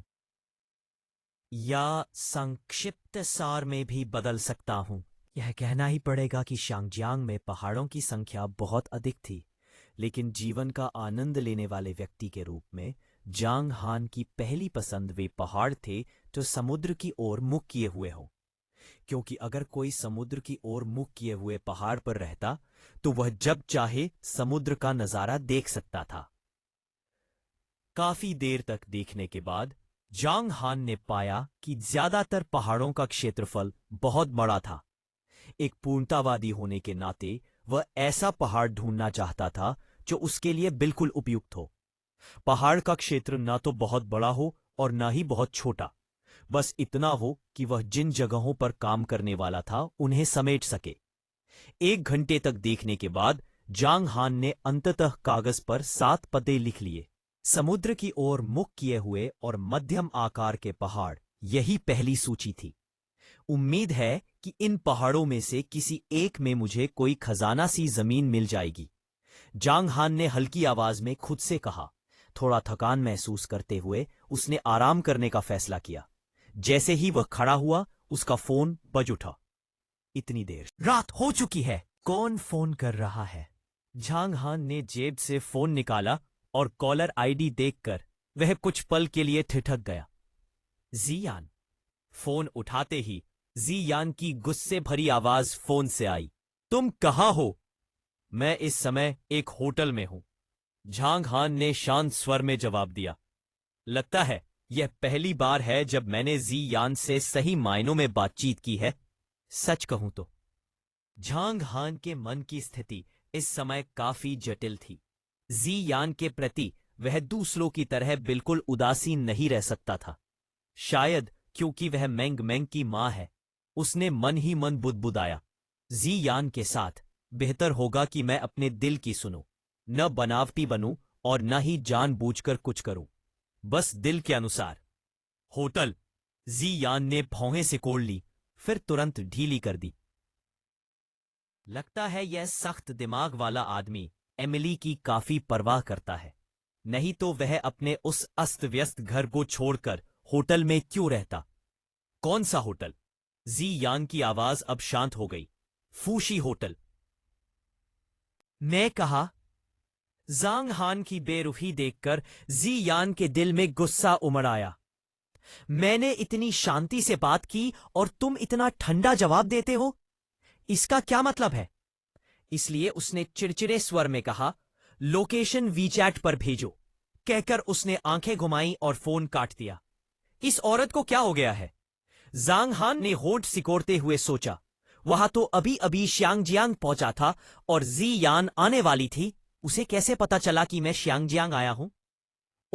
सही है, उसने अभी मैंग मैंग से फोन पर बात करते समय एयरपोर्ट की घोषणा सुन ली होगी। जांग हान ने वीचैट खोला और तुरंत अपनी लोकेशन जी यान को भेज दी। Ring ring ring. 2 सेकंड बाद फोन फिर बजा और जांग हान ने कॉल उठा लिया। जांग हान, जी यान की गुस्से भरी आवाज फिर सुनाई दी। क्या हुआ? जांग हान चौंक गया। गायिका होने के नाते जी यान की आवाज इतनी तेज थी कि फोन भी उसे रोक नहीं पाया। तुम शांगजियांग में हो? तुमने मुझे बताया क्यों नहीं? तुम एमिली को अपने मन से शांगजियांग क्यों ले आए? मुझे शांगजिंग तक भागना पड़ा। तुम्हारे इरादे ठीक नहीं हैं। यह बात जी यान को इतना गुस्सा दिला रही थी कि उसके दांत किटकिटा रहे थे। वह पहले ही पूरे दिन कंपनी के काम से थकी हुई थी, ऊपर से रात में आराम करने के बजाय शांगजिंग भागी। लेकिन जब वह जांग हान के घर पहुंची, वहां कोई था ही नहीं। तुमने पूछा ही नहीं, जांग हान ने मासूमियत से कहा। सिर्फ इसलिए कि मैंने नहीं पूछा, तुम बता नहीं सकते थे? जी यान और ज्यादा गुस्से में बोली। तुम बस देखना। यह कहकर उसने तुरंत फोन काट दिया। बहुत बुरा मिजाज है। जांग हान ने जरा भी परवाह नहीं की। अंगड़ाई लेते हुए और थकान महसूस करते हुए वह अपनी बेटी को गोद में लेकर सोने के लिए बेडरूम की ओर बढ़ा। चलते चलते वह बुदबुदाया, लगता है इसकी बड़ी मौसी आई हुई है। यहां बड़ी मौसी से तात्पर्य माहवारी से है। दूसरी ओर शांगजिंग में जांग हान के अपार्टमेंट के नीचे। हां, झोफे ने जम्हाई ली। दीदी, वह तो शांगजियांग चला गया है, अब क्या करें? अभी ही फ्लाइट टिकट बुक करके वापस शांगजियांग जाएंगे। बेटी से जुड़ी बातों में जी यान हमेशा बहुत निर्णायक रहती थी। चाहे रात कितनी भी हो, मैंग मैंग के लिए वह दौड़ने से नहीं हिचकती। छोड़ो, पहले होटल ढूंढकर आराम करते हैं, कल लौटेंगे। जी यान ने सिर हिलाया। होटल जाते समय जी यान कुछ खोई खोई सी थी। वह शांगजिंग छोड़ने को तैयार हो गया। पिछले कुछ सालों में जी यान ने अपनी बेटी के पिता जांग हान पर ध्यान दिया था। शांगजिंग में उसके कुछ दोस्त थे। पूछताछ करने पर उसे जांग हान की हालत का अंदाजा हो गया था। एक बदहाल अमीर वारिस। शांगजिंग छोड़ने से उसका इनकार, यह सब वह जानती थी। शायद बेटी की वजह से उसका शांगजियांग जाना क्या मेरे कारण हो सकता है? यह सोचते ही जियान की भावनाएं अजीब सी बेचैन हो उठी। अगली सुबह जांग हान गहरी नींद में था कि मैंग मैंग के रोने की आवाज ने उसे जगा दिया। मैंग मैंग, क्या हुआ मैंग मैंग? जांग हान ने उसे गोद में लेते हुए हल्के से झुलाया। फिर से बुरा सपना आया? मैंग मैंग ने कुछ नहीं कहा, बस रोती रही। थोड़ी देर बाद जांग हान को असली वजह समझ आ गई। छोटी सी ने बिस्तर गीला कर दिया था और उसका डिस्पोजेबल डायपर पूरी तरह भीग चुका था। डैडी, तुम्हारी पैंट बदल देता है, रो मत, ठीक है? फिर उसने दूध का एक कप बनाया। दूध पीते ही मेंग मेंग का रोना धीरे धीरे बंद हो गया। उसकी शर्मीली शक्ल देखकर जांग हान समझ गया, और वो वैसे ही करता है, परंतु उसके ऑपरेशंस के लिए डी के नाम बंद हो गया। मेंग मेंग, तुम अभी 4 साल की भी नहीं हो। 5 साल से पहले बिस्तर गीला करना बिल्कुल सामान्य है। ओह, मेंग मेंग ने अपना छोटा सा शरीर मरोड़ा। हा, जांग हान ने उसके सिर पर हाथ फेरते हुए कहा, आज डैडी तुम्हें घुमाने ले जाएगा। हम डिज्नीलैंड जाएंगे। कुछ पल चुप रही, फिर बोतल रखकर खुशी से ताली बजाने लगी। ठीक है, ठीक है, डिज्नीलैंड खेलने जाना। अब से चलो, बुआ को उठाते हैं। जांग हान उसे गोद में लेकर दूसरे बेडरूम की ओर गया। अपने हिम्मत प्रशिक्षण के तहत मैंग मैंग ने मीठी आवाज में चिल्लाया, बुआ, सूरज आपकी पीठ पर चमक रहा है और आप अभी भी सो रही है। कितनी शर्म की बात है। अगर आप नहीं उठी तो हम खुद खेलने चले जाएंगे। मैंग मैंग की आवाज से झांग ली जाग गई। घड़ी देखी, सुबह के 8 बज रहे थे और वो झुंझुला गई। तैयार होकर बाहर आई तो देखा झांग हान और मैंग मैंग सोफे पर खेल रहे थे। उसने नाराजगी से आंखें घुमाई। भैया, अभी तो सिर्फ 8 बजे है। सिर्फ क्या मतलब? 8 बज चुके हैं और तुम अब भी सो रही हो। जल्दी तैयार हो, हमें डिज्नीलैंड जाना है। झांग हान ने कहा। ठीक है जल्दी करती हूं। झांग ली ने होंठ सिकोड़ लिए। तैयार होने के बाद निकलते समय उसने देखा कि मेंग मेंग ने कम कपड़े पहने हैं। ऐसे नहीं चलेगा भैया, मेंग मेंग के लिए जैकेट लेनी पड़ेगी। जैकेट क्यों? झांग हान हैरान हुआ। शियांगजियांग में मौसम काफी गर्म था। अक्टूबर में भी बाहर चलते ही पसीना आने लगता था। हम डिज्नीलैंड जा रहे हैं। वहां अंदर ठंडा और बाहर गर्म होता है। अगर तापमान के अंतर से मेंग मेंग को सर्दी लग गई तो? भैया, अब आप पिता है, इन बुनियादी बातों का ध्यान रखना चाहिए, झांग ली ने समझाया। ओह, सही कहा। झांग हान ने सिर हिलाया और मेंग मेंग के लिए कार्टून वाली जैकेट ले आया। कहना पड़ेगा, औरतें हमेशा मर्दों से ज्यादा ध्यान रखने वाली होती हैं। होटल के रेस्तरां में हल्का नाश्ता करने के बाद झांग हान अपनी बेटी को लेकर डिज्नीलैंड पहुंचा। थीम पार्क की उनकी पहली साथ की यात्रा। झांग हान पहले कभी शियांगजियांग के डिज्नीलैंड नहीं आया था, इसलिए झांग ली ही गाइड बन गई, या यूं कहें कि सारा मेहनत वाला काम उसी के हिस्से आया। डिज्नीलैंड के गेट पर झांग हान छांव में मेंग मेंग को गोद में लिए खड़ा था, जबकि झांग ली धूप में टिकट की लाइन में लगी थी। डिज्नीलैंड दुनिया के बेहतरीन थीम पार्कों में से एक था। यहां आम पार्कों की तरह फेरिस व्हील नहीं था, लेकिन बच्चों के लिए खेलने की चीजें कहीं ज्यादा थी। हर परी कथा वाला इलाका बच्चों को बहुत पसंद आ रहा था, लेकिन मेंग मेंग अभी सिर्फ 3 साल की थी और उसकी लंबाई 1 मीटर से भी कम थी, इसलिए कई खेल वह नहीं खेल सकती थी। वाह, कितने लोग हैं! डैडी, वो गुब्बारा देखो, कितना बड़ा है। डैडी, वहां देखो, वहां! मिंग मिंग खुशी से हंसती रही और उसकी बड़ी बड़ी आंखें हर चीज देख रही थीं। अंदर जाते ही पहला पड़ाव था मेन स्ट्रीट यूएसए, जो असल में एक शॉपिंग स्ट्रीट थी। दोनों तरफ स्मृति चिन्हों की दुकानें थीं। जांग हान समय बर्बाद नहीं करना चाहता था, इसलिए उसने जांग ली से बस कुछ तस्वीरें खिंचवा ली। तस्वीरों के बाद वे सीधे दूसरे पड़ाव फ्रंटियरलैंड पहुंचे। डैडी, मिंग मिंग ने उदास होकर तेज रोलर कोस्टर की ओर इशारा किया। मैं क्यों नहीं खेल सकती? क्योंकि मिंग मिंग अभी छोटी है। जब तुम 1.1 मीटर लंबी हो जाओगी तब खेल पाओगी। जांग ली ने मुस्कुराकर उसका गाल चुटकी में लिया। रैपिड रोलर कोस्टर नहीं खेल पाने के कारण वे गाइजर गल्च चले गए। कुछ तस्वीरों के बाद वे मिस्टिक मैनर पहुंचे। डैडी, मुझे डर लग रहा है। मिंग मिंग जांग हान से चिपक गई और डरते डरते इधर उधर देखने लगी। मिस्टिक मैनर की बनावट और प्रभाव बहुत शानदार थे, लेकिन ठंडा और रहस्यमय माहौल उसे डरा रहा। चलो कहीं और चलते हैं। जांग हान मुस्कुराया और उसे गार्डन ऑफ वंडर्स ले गया। ये ज्यादातर फोटो खिंचवाने की जगह थी। एक चक्कर लगाने के बाद सब कुछ थोड़ा उबाऊ लगने लगा। अब 12 बजने वाले हैं। चलो एडवेंचर लैंड चलते हैं। ठीक 12 बजे लायन किंग का जश्न प्रदर्शन होगा। चलो। मेंग मेंग ने हाथ ऊपर उठा दिए। एडवेंचर लैंड पहुंचने पर 12 बजने में अभी 5 मिनट थे। झांग हान मेंग मेंग को गोद में लेकर गलियारे के पास तीसरी पंक्ति में बैठ गया। परी कथाओं के प्यारे किरदारों को देखकर मेंग मेंग उत्साह से हाथ हिला रही थी। पूरा प्रदर्शन अंग्रेजी में था। झांग हान, जो अंग्रेजी में नया था, बस कुछ आसान शब्द ही समझ पा रहा था। इसके विपरीत मेंग मेंग का जन्म उत्तरी अमेरिका में हुआ था और वह अंग्रेजी पूरी तरह समझती थी।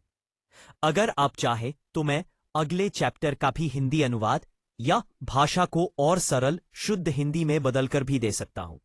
पी मेंग मेंग ने अपनी आवाज भारी करते हुए कहा।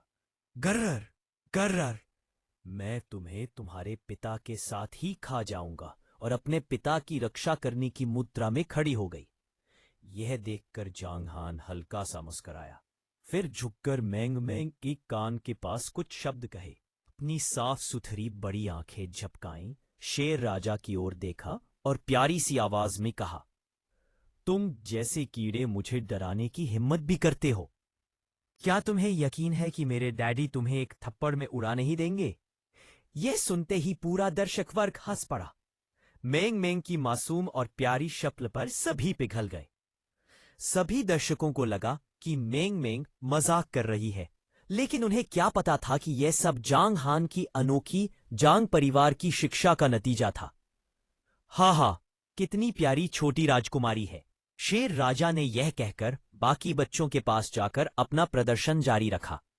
आधे घंटे का प्रदर्शन तालियों और हंसी के बीच समाप्त हुआ। 3 घंटे खेलने के बाद जांग हान को लगा कि मेंग मेंग शायद थक गई है, इसलिए वह उसे खाने और आराम करने के लिए एक रेस्तरां ले गया। दोपहर 2 बजे जांग ली के नेतृत्व में जांग हान मेंग मेंग को टॉय स्टोरी लैंड ले गया। पहला झूला था टॉय सोल्जर पैराशूट ड्रॉप। ऊंचाई से थोड़ी डरने वाली मेंग मेंग को थोड़ा डर लगा। वहां से निकलकर वे स्लिंकी डॉग स्पिन आए। वहां मेंग मेंग को यह ज्यादा मजेदार नहीं लगा, इसलिए वे अगले इलाके फैंटेसी लैंड चले गए। को फैंटेसी लैंड बहुत मजेदार लगा, खासकर डम्बो द फ्लाइंग एलिफेंट, जिस पर बैठकर उसने हाथ उठाए और खुशी खुशी चिल्लाई। मेंग मेंग की यह प्यारी सी हरकत देखकर जांग हान मन ही मन खुश हो गया। अगर पहले की बात होती तो शर्मीली मेंग मेंग ऐसा नहीं करती, लेकिन अब जांग परिवार की शिक्षा के बाद उसका साहस थोड़ा बढ़ गया था। ऐसा लगता था कि ज्यादा समय नहीं लगेगा और जांग हान एक ऐसी बेटी को तैयार कर लेगा जिससे वह संतुष्ट होगा। फैंटेसी लैंड में खेलने के बाद लगभग शाम के 4 बज चुके थे। जांग ली के नेतृत्व में उनका डिज्नी लैंड का सफर बहुत रणनीतिक ढंग से तय किया गया था। अगला पड़ाव था टुमारो लैंड। वहां खेलने के बाद वे मेन स्ट्रीट यूएसए लौट आए। आसमान अंधेरा होने लगा था और डिज्नी लैंड की लाइटें एक एक करके जल उठीं। सारी लाइटें जलने के बाद रात का डिज्नी लैंड दिन से बिल्कुल अलग और जादुई लग रहा था। कुछ देर टहलने और स्मृति चिन्ह खरीदने के बाद जांग ली पिता पुत्री को स्लीपिंग ब्यूटी कैसल ले गई। यह डिज्नी लैंड की आतिशबाजी देखने की सबसे अच्छी जगह थी। ख्वाबों जैसी आतिशबाजी देखने के बाद पूरे दिन की मस्ती का अंत हो गया। होटल लौटकर जांग हान ने पहले थकी हारी छोटी राजकुमारी को सुलाया, फिर लिविंग रूम में आ गया। जांग ली अपने कपड़े समेट चुकी थी। भैया, मैं अब काम पर जा रही हूं, उसने सावधानी से जांग हान को देखते हुए कहा। हूं, जाओ, जांग हान ने बेपरवाही से हाथ हिला दिया। यह देखकर जांग ली को थोड़ा आश्चर्य हुआ। वह जानती थी कि उसके भाई का स्वभाव काफी जिद्दी है। बार डीजे जैसा काम वह जरूर पसंद नहीं करता। वह पहले से ही जांग हान की डांट से डर रही थी। लेकिन जांग हान के अचानक बोलने से जांग ली फिर घबरा गई। उसने कहा, ऐसी जगह काम करते समय थोड़ा सावधान रहना। तुम बदसूरत भी नहीं हो। अगर कोई तुम्हें परेशान करे तो सीधे उसकी टांगों के बीच लात मार देना। जो भी समस्या होगी तुम्हारा भाई सब संभाल लेगा। जो बात दिल को छू लेने वाली होनी चाहिए थी, वह उस तुम बदसूरत भी नहीं हो से खराब हो गई। जांग ली ने आंखें फैलाकर घूरते हुए कहा, जांग हान, इसका क्या मतलब है कि मैं भी बदसूरत नहीं हूं?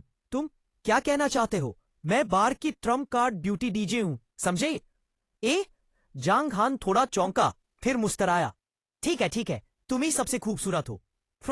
बिल्कुल भी समझ नहीं है। जांग ली ने आंखें घुमाई। जाने ही वाली थी कि उसे कुछ याद आया। वैसे भैया, अब आप पहले जैसे नहीं रहे। यूं फिजूल खर्ची मत करते रहिए। यह होटल बहुत महंगा है।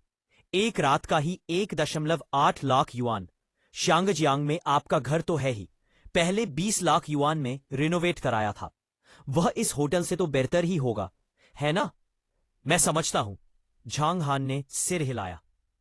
वह घर कई सालों से संभाला नहीं गया है। पहले सफाई वालों को बुलाकर साफ करवाना पड़ेगा। बस समझ जाइए, वही काफी है। मैं काम पर जा रही हूं। यह कहकर जांग ली जल्दी से चली गई। जाते जाते उसके होठों के कोने पर मुस्कान थी। यह देखकर कि जांग हान फिर से संभल रहा है, एक बहन होने के नाते वह बहुत खुश थी। सोफे पर बैठकर जांग हान ने टीवी चला लिया। टीवी पर फिल्म 2012 चल रही थी। यह एक महाकाव्य स्तरीय आपदा फिल्म थी।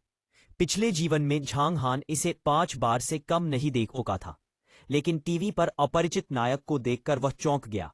नायक तो जॉन क्यूसैक होना चाहिए था, फिर यह कोई और क्यों? जांग हान कुछ देर ठिठका, फिर कंप्यूटर टेबल पर जाकर जॉन क्यूसैक की जानकारी खोजने लगा। काफी देर खोजने के बाद भी उसे जॉन क्यूसैक से जुड़ी कोई जानकारी नहीं मिली। जॉन क्यूसैक मौजूद ही नहीं है। जांग हान की भौहें सिकुड़ गईं। उसकी उंगलियां तेजी से कीबोर्ड पर चलने लगीं। वह मनोरंजन उद्योग की जानकारी लगातार खोजता रहा। धीरे धीरे उसकी आंखों में हैरानी और बढ़ती गई। उसने पाया कि सिर्फ जॉन क्यूसैक ही नहीं, बल्कि उसके पिछले जीवन के कई जाने माने सुपरस्टार भी यहां मौजूद नहीं थे। हॉलीवुड ही नहीं, बल्कि चीन के कुछ मशहूर सितारे भी इस दुनिया में नहीं थे। कई फिल्में और टीवी शो भी कभी बने ही नहीं थे। हालांकि मनोरंजन उद्योग में वे बहुत बड़ी चीजें नहीं थीं, लेकिन इन सब जानकारियों ने एक बात साफ कर दी। एंड पर स्ट्रांगली इस जीवन में दुनिया की विकास रेखा बदल चुकी है। सही है, जांग हान सोच में डूबते हुए बोला। पिछले जीवन में बच्चे की मां जियान भी मौजूद नहीं थी, लेकिन इस जीवन में वह है, और मेरी एक बेटी भी है। मुझे यह बात पहले ही समझ जानी चाहिए थी। शायद मेरे पुनर्जन्म के कारण इस जीवन की दिशा बदल गई। आखिर मैं हान यान अमर सम्राट हूं। जब एक सम्राट पृथ्वी पर आता है तो थोड़ा असर पड़ना स्वाभाविक है। सोचने के बाद झांग हान मुस्कराया और सिर हिला दिया। कुछ लोग इस जीवन में हो या न हो, इससे मुझे कोई फर्क नहीं पड़ता। अभी मेरा सबसे बड़ा काम एक अच्छा पिता बनना है। अच्छा पिता? के मैंग मेक के लिए वो सच में एक अच्छा पिता था। लेकिन अगर झांग परिवार की शिक्षा दूसरों को पता चल जाए तो शायद लोग बहस करें कि वह अच्छा पिता है या नहीं। बेटी को प्यार करना गलत नहीं है, लेकिन कौन अपनी बेटी को तुम कीड़ा हो कहना सिखाता है? दूसरों की नजर में यह शिक्षा बड़ी समस्या हो सकती है, लेकिन जब झांग हान को इसमें कोई दिक्कत नहीं दिखती तो दूसरों की राय बेकार थी। अचानक दरवाजा खटखटाने की आवाज आई। रात के 9 बज रहे थे। इस समय कौन आ सकता है? कहीं स्पेशल सर्विस तो नहीं? झांग हान ने दरवाजा खोला। दरवाजा खोलते ही वह चौंक गया। बाहर एक लंबी खूबसूरत औरत खड़ी थी, जिसने सनग्लासेस पहन रखे थे। उसका शरीर बेहद आकर्षक था। उसने फेंडी की डाउन ड्रेस पहनी थी, जिसकी सफेद फर जेड सी चमकदार और अलग थी। पैरों में क्रिस्टल हाई हील्स थी। उसकी सीधी सफेद टांगें उसके कपड़ों से भी ज्यादा ध्यान खींच रही थी। बाएं हाथ में सिल्वर कार्टियर घड़ी और दाएं हाथ में Hermes Constance black alligator gold button shoulder bag था। उसका पहनावा बेहद सधा हुआ था। एक नजर में ही झांग हान, जो कभी अमीर घर का लड़का था, उसके सारे सामान की कीमत समझ गया। फेंडी ड्रेस 1 लाख, जूते 50,000, घड़ी 1.5 लाख, एलिगेटर बैग 4 लाख, बाकी ज्वेलरी मिलाकर करीब 10 लाख युआन। लेकिन उन आकर्षक टांगों की कीमत कितनी होगी? झांग हान की नजर उसके पैरों पर ऊपर नीचे घूम गई। देखना खत्म हुआ। अचानक एक ठंडी साफ आवाज गूंजी। दरवाजा खटखटाने वाली कोई स्पेशल सर्विस नहीं, बल्कि मेंग मेंग की मां जियान थी। यह सुनकर झांग हान ने होठ टेढ़े किए, टांगों को एक बार और देखा, फिर सिर उठाकर बोला, तुम क्यों आई हो? जियान पल भर को चौंक गई। उसका यह भाव बिल्कुल वैसा ही था जैसे मेघ चौंकने पर होता है, बस बड़ा संस्करण। यह भाव उस बर्फ सी ठंडी खूबसूरती पर अचानक प्यारा लगने लगा। लेकिन अगले ही पल जियान का आभामंडल फिर ठंडा हो गया। तुम पूछ रहे हो मैं क्यों आई? उसने नाराजगी से कहा। मैं अपनी बेटी को लेने आई हूं। यह कहकर जियान जांग हान को पार कर कमरे में चली गई। चारों ओर देखते हुए उसने पूछा, एमिली कहाँ है? यह सुनकर जांग हान की भौहें तंग गई। उसने दरवाजा बंद करते हुए कहा, पहली बात, उसका नाम एमिली नहीं है, उसका नाम जांग यूमेंग है और उसका निकनेम मैंग मैंग है। दूसरी बात, वह अभी सो रही है, इसलिए धीरे बोलो। पहले से ही जियान नाराज थी। शांगजिंग जाकर पता चला था कि जांग हान और मैंग मैंग वहां नहीं थे। अब जांग हान का लहजा सुनते ही उसका गुस्सा और बढ़ गया। उसने सनग्लासेस उतारकर जांग हान को घूरते हुए कहा, तुम कहो और नाम बदल जाए। क्यों मैं तुम्हारी सुनूं? मैं बच्चे की मां हूं। मैंने उसे 10 महीने गर्भ में रखा, जन्म दिया और आज तक पाला। तुम्हें उससे मिलने देना ही मेरी बड़ी मेहरबानी थी। बिना मेरी इजाजत उसका नाम बदलने का तुम्हें क्या हक है? शानजियांग आने से पहले तुमने मुझे बताया भी नहीं। क्या तुम्हारी नजरों में मेरी कोई जगह है? और अब तुम जो एक दिन भी हमारी देखभाल नहीं कर पाए, गुस्सा दिखा रहे हो? तथ्य बताते हैं, कभी भी किसी औरत से बहस मत करो। उसके शब्दों की बौछार से जांग हान के होठ फड़कने लगे। मन ही मन उसने आह भरी। जियांग जो कह रही थी सब सच था। जब सख्ती काम ना आए तो नरमी अपनानी चाहिए, है ना? जांग हान की आवाज धीमी हो गई। पहले बैठकर थोड़ा आराम कर लो, मैं तुम्हारे लिए पानी ले आता हूं। उसके बाद गुस्सा दिखा रहे हो। अब कुछ इंसानों जैसी बात की। जियान ने नखरे से आंखें घुमाई। हाई ही उसकी टिक टिक के साथ सोफे पर बैठ गई। पानी लाकर झांग हान सामने बैठ गया और ध्यान से जियान को देखने लगा। ऐसा लगता था कि मेंग मेंग का नाजुक चेहरा, सुंदर भौहें, नुकीली नाक, चमकती बड़ी आंखें और पतले विलो पत्ते जैसे होठ सब जियान के बेहतरीन जीन से ही आए हैं। अगर आपको कोई त्रुटि मिले, टूटी हुई कड़ियां, गैर मानक सामग्री आदि, तो कृपया हमें सूचित करें ताकि हम इसे जल्द से जल्द ठीक कर सकें। जो हिस्से बाहर की ओर उभरे हुए थे वे भरे पूरे और गोल थे। जियान की तुलना अगर उसके करियर की शुरुआत के समय से की जाए तो अब उसका शरीर कहीं ज्यादा भरा पूरा और आकर्षक हो गया था। इस समय ऐसा लग रहा था जैसे जियान के शरीर में कोई जादू हो जो लगातार झांग हान की नजर को अपनी ओर खींच रहा था। यहां तक कि उसे अनजाने में लार निगलने का भी एहसास होने लगा। एक औरत मां बनने के बाद उसका फिगर और भी बेहतर और आकर्षक हो जाता है। झांग हान के लिए उसका आकर्षण सच में कम नहीं था। जब झांग हान जियान को ऊपर नीचे देख रहा था, उसी समय जियान भी झांग हान को ध्यान से देख रही थी। झांग हान के चेहरे पर आई उस हल्की सी कामुक नजर को देखकर जियान के दिल में थोड़ी सी गर्व की भावना आई। सख्त दिमाग वाला, मुझसे बात तक नहीं करना चाहता और अकड़ दिखाता है, लेकिन अब तुम्हारा असली रूप सामने आ गया है, हम्फ। हालांकि जांग हान के साफ सुथरे कपड़े देखकर जियान थोड़ी हैरान भी हुई। पिछली बार जब वह उससे उसके अपार्टमेंट में मिली थी, तब उसकी बिखरी हुई हालत देखकर उसे उससे बात करने का भी मन नहीं हुआ था। लेकिन अब उसका रूप लगभग 5 साल पहले जैसा ही था। बस उस समय की आवारगी और दिखावटी शालीनता गायब हो चुकी थी। उसकी जगह अब परिपक्वता, स्थिरता और सहजता आ गई थी। जियान के स्वाद के अनुसार उसे अभी जांगहान कहीं ज्यादा पसंद आया, न कि 5 साल पहले वाला रूखा और बदतमीज जांगहान। हम्फ, कौन उसे पसंद करता है? जियान ने मन ही मन हल्की सी फुंकार भरी। दोनों एक दूसरे को देखते रहे, एक अपनी बड़ी आंखों से और दूसरा अपनी छोटी आंखों से। दोनों चुप थे, जिससे माहौल थोड़ा अजीब हो गया। क्या तुम्हारे पास कहने के लिए कुछ नहीं थे? जियान ने अपनी साफ बड़ी आंखें झपकाते हुए कहा, मानो जांगहान को याद दिला रही हो। अगर जांगहान कुछ अच्छा सा कह देता तो बात बन जाती, लेकिन वह बिल्कुल चुप था।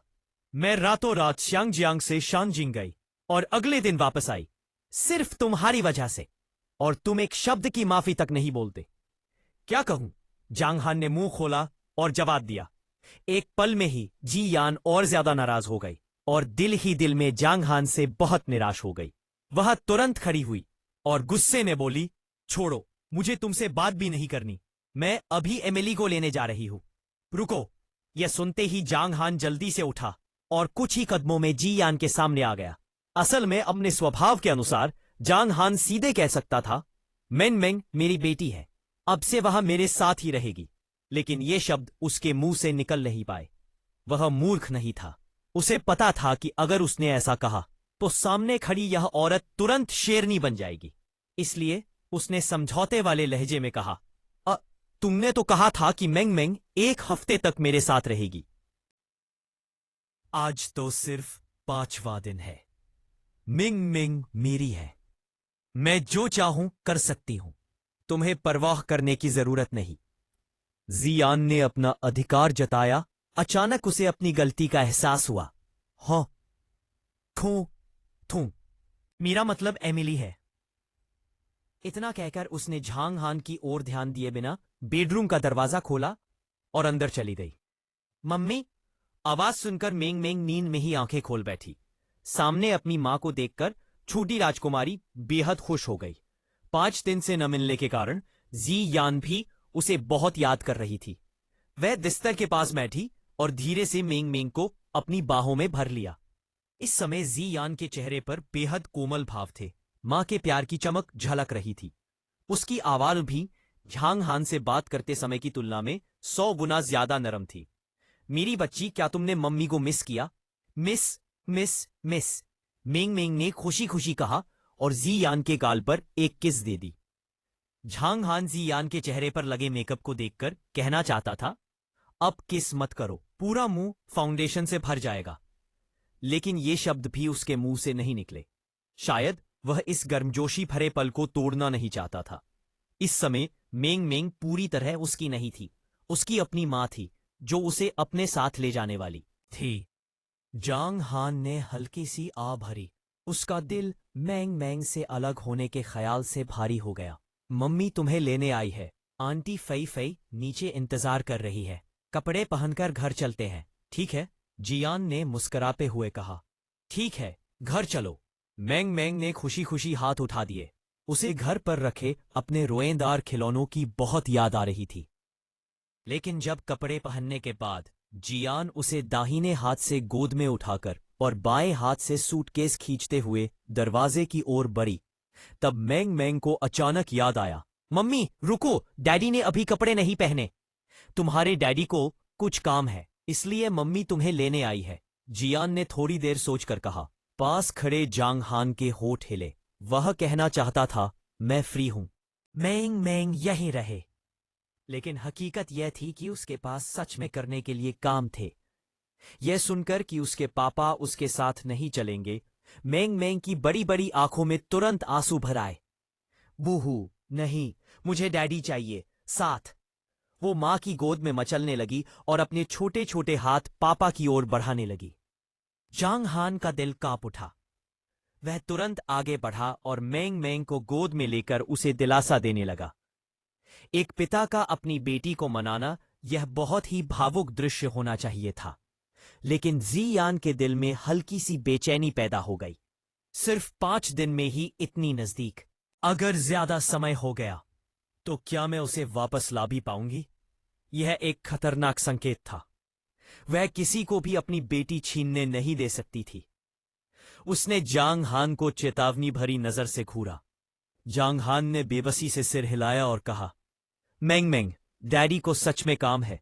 डैडी को एक जगह ढूंढनी है जहां मैं तुम्हारे लिए एक यूटोपिया बना सकूं, ताकि भविष्य में मेंग मेंग हमेशा डैडी और मम्मी के साथ रह सके। सच में? बिल्कुल, डैडी कभी तुमसे झूठ नहीं बोलेगा। तो वहां क्या होगा? क्या प्यारी सी गुड़िया होंगी? मेंग मेंग रोना बंद कर चुकी थी, लेकिन आंखों के कोनों में आंसू अब भी चमक रहे थे। जांग हान ने उसके आंसू पोंछते हुए कहा, गुड़िया ही नहीं, एक बहुत बड़ा घर होगा।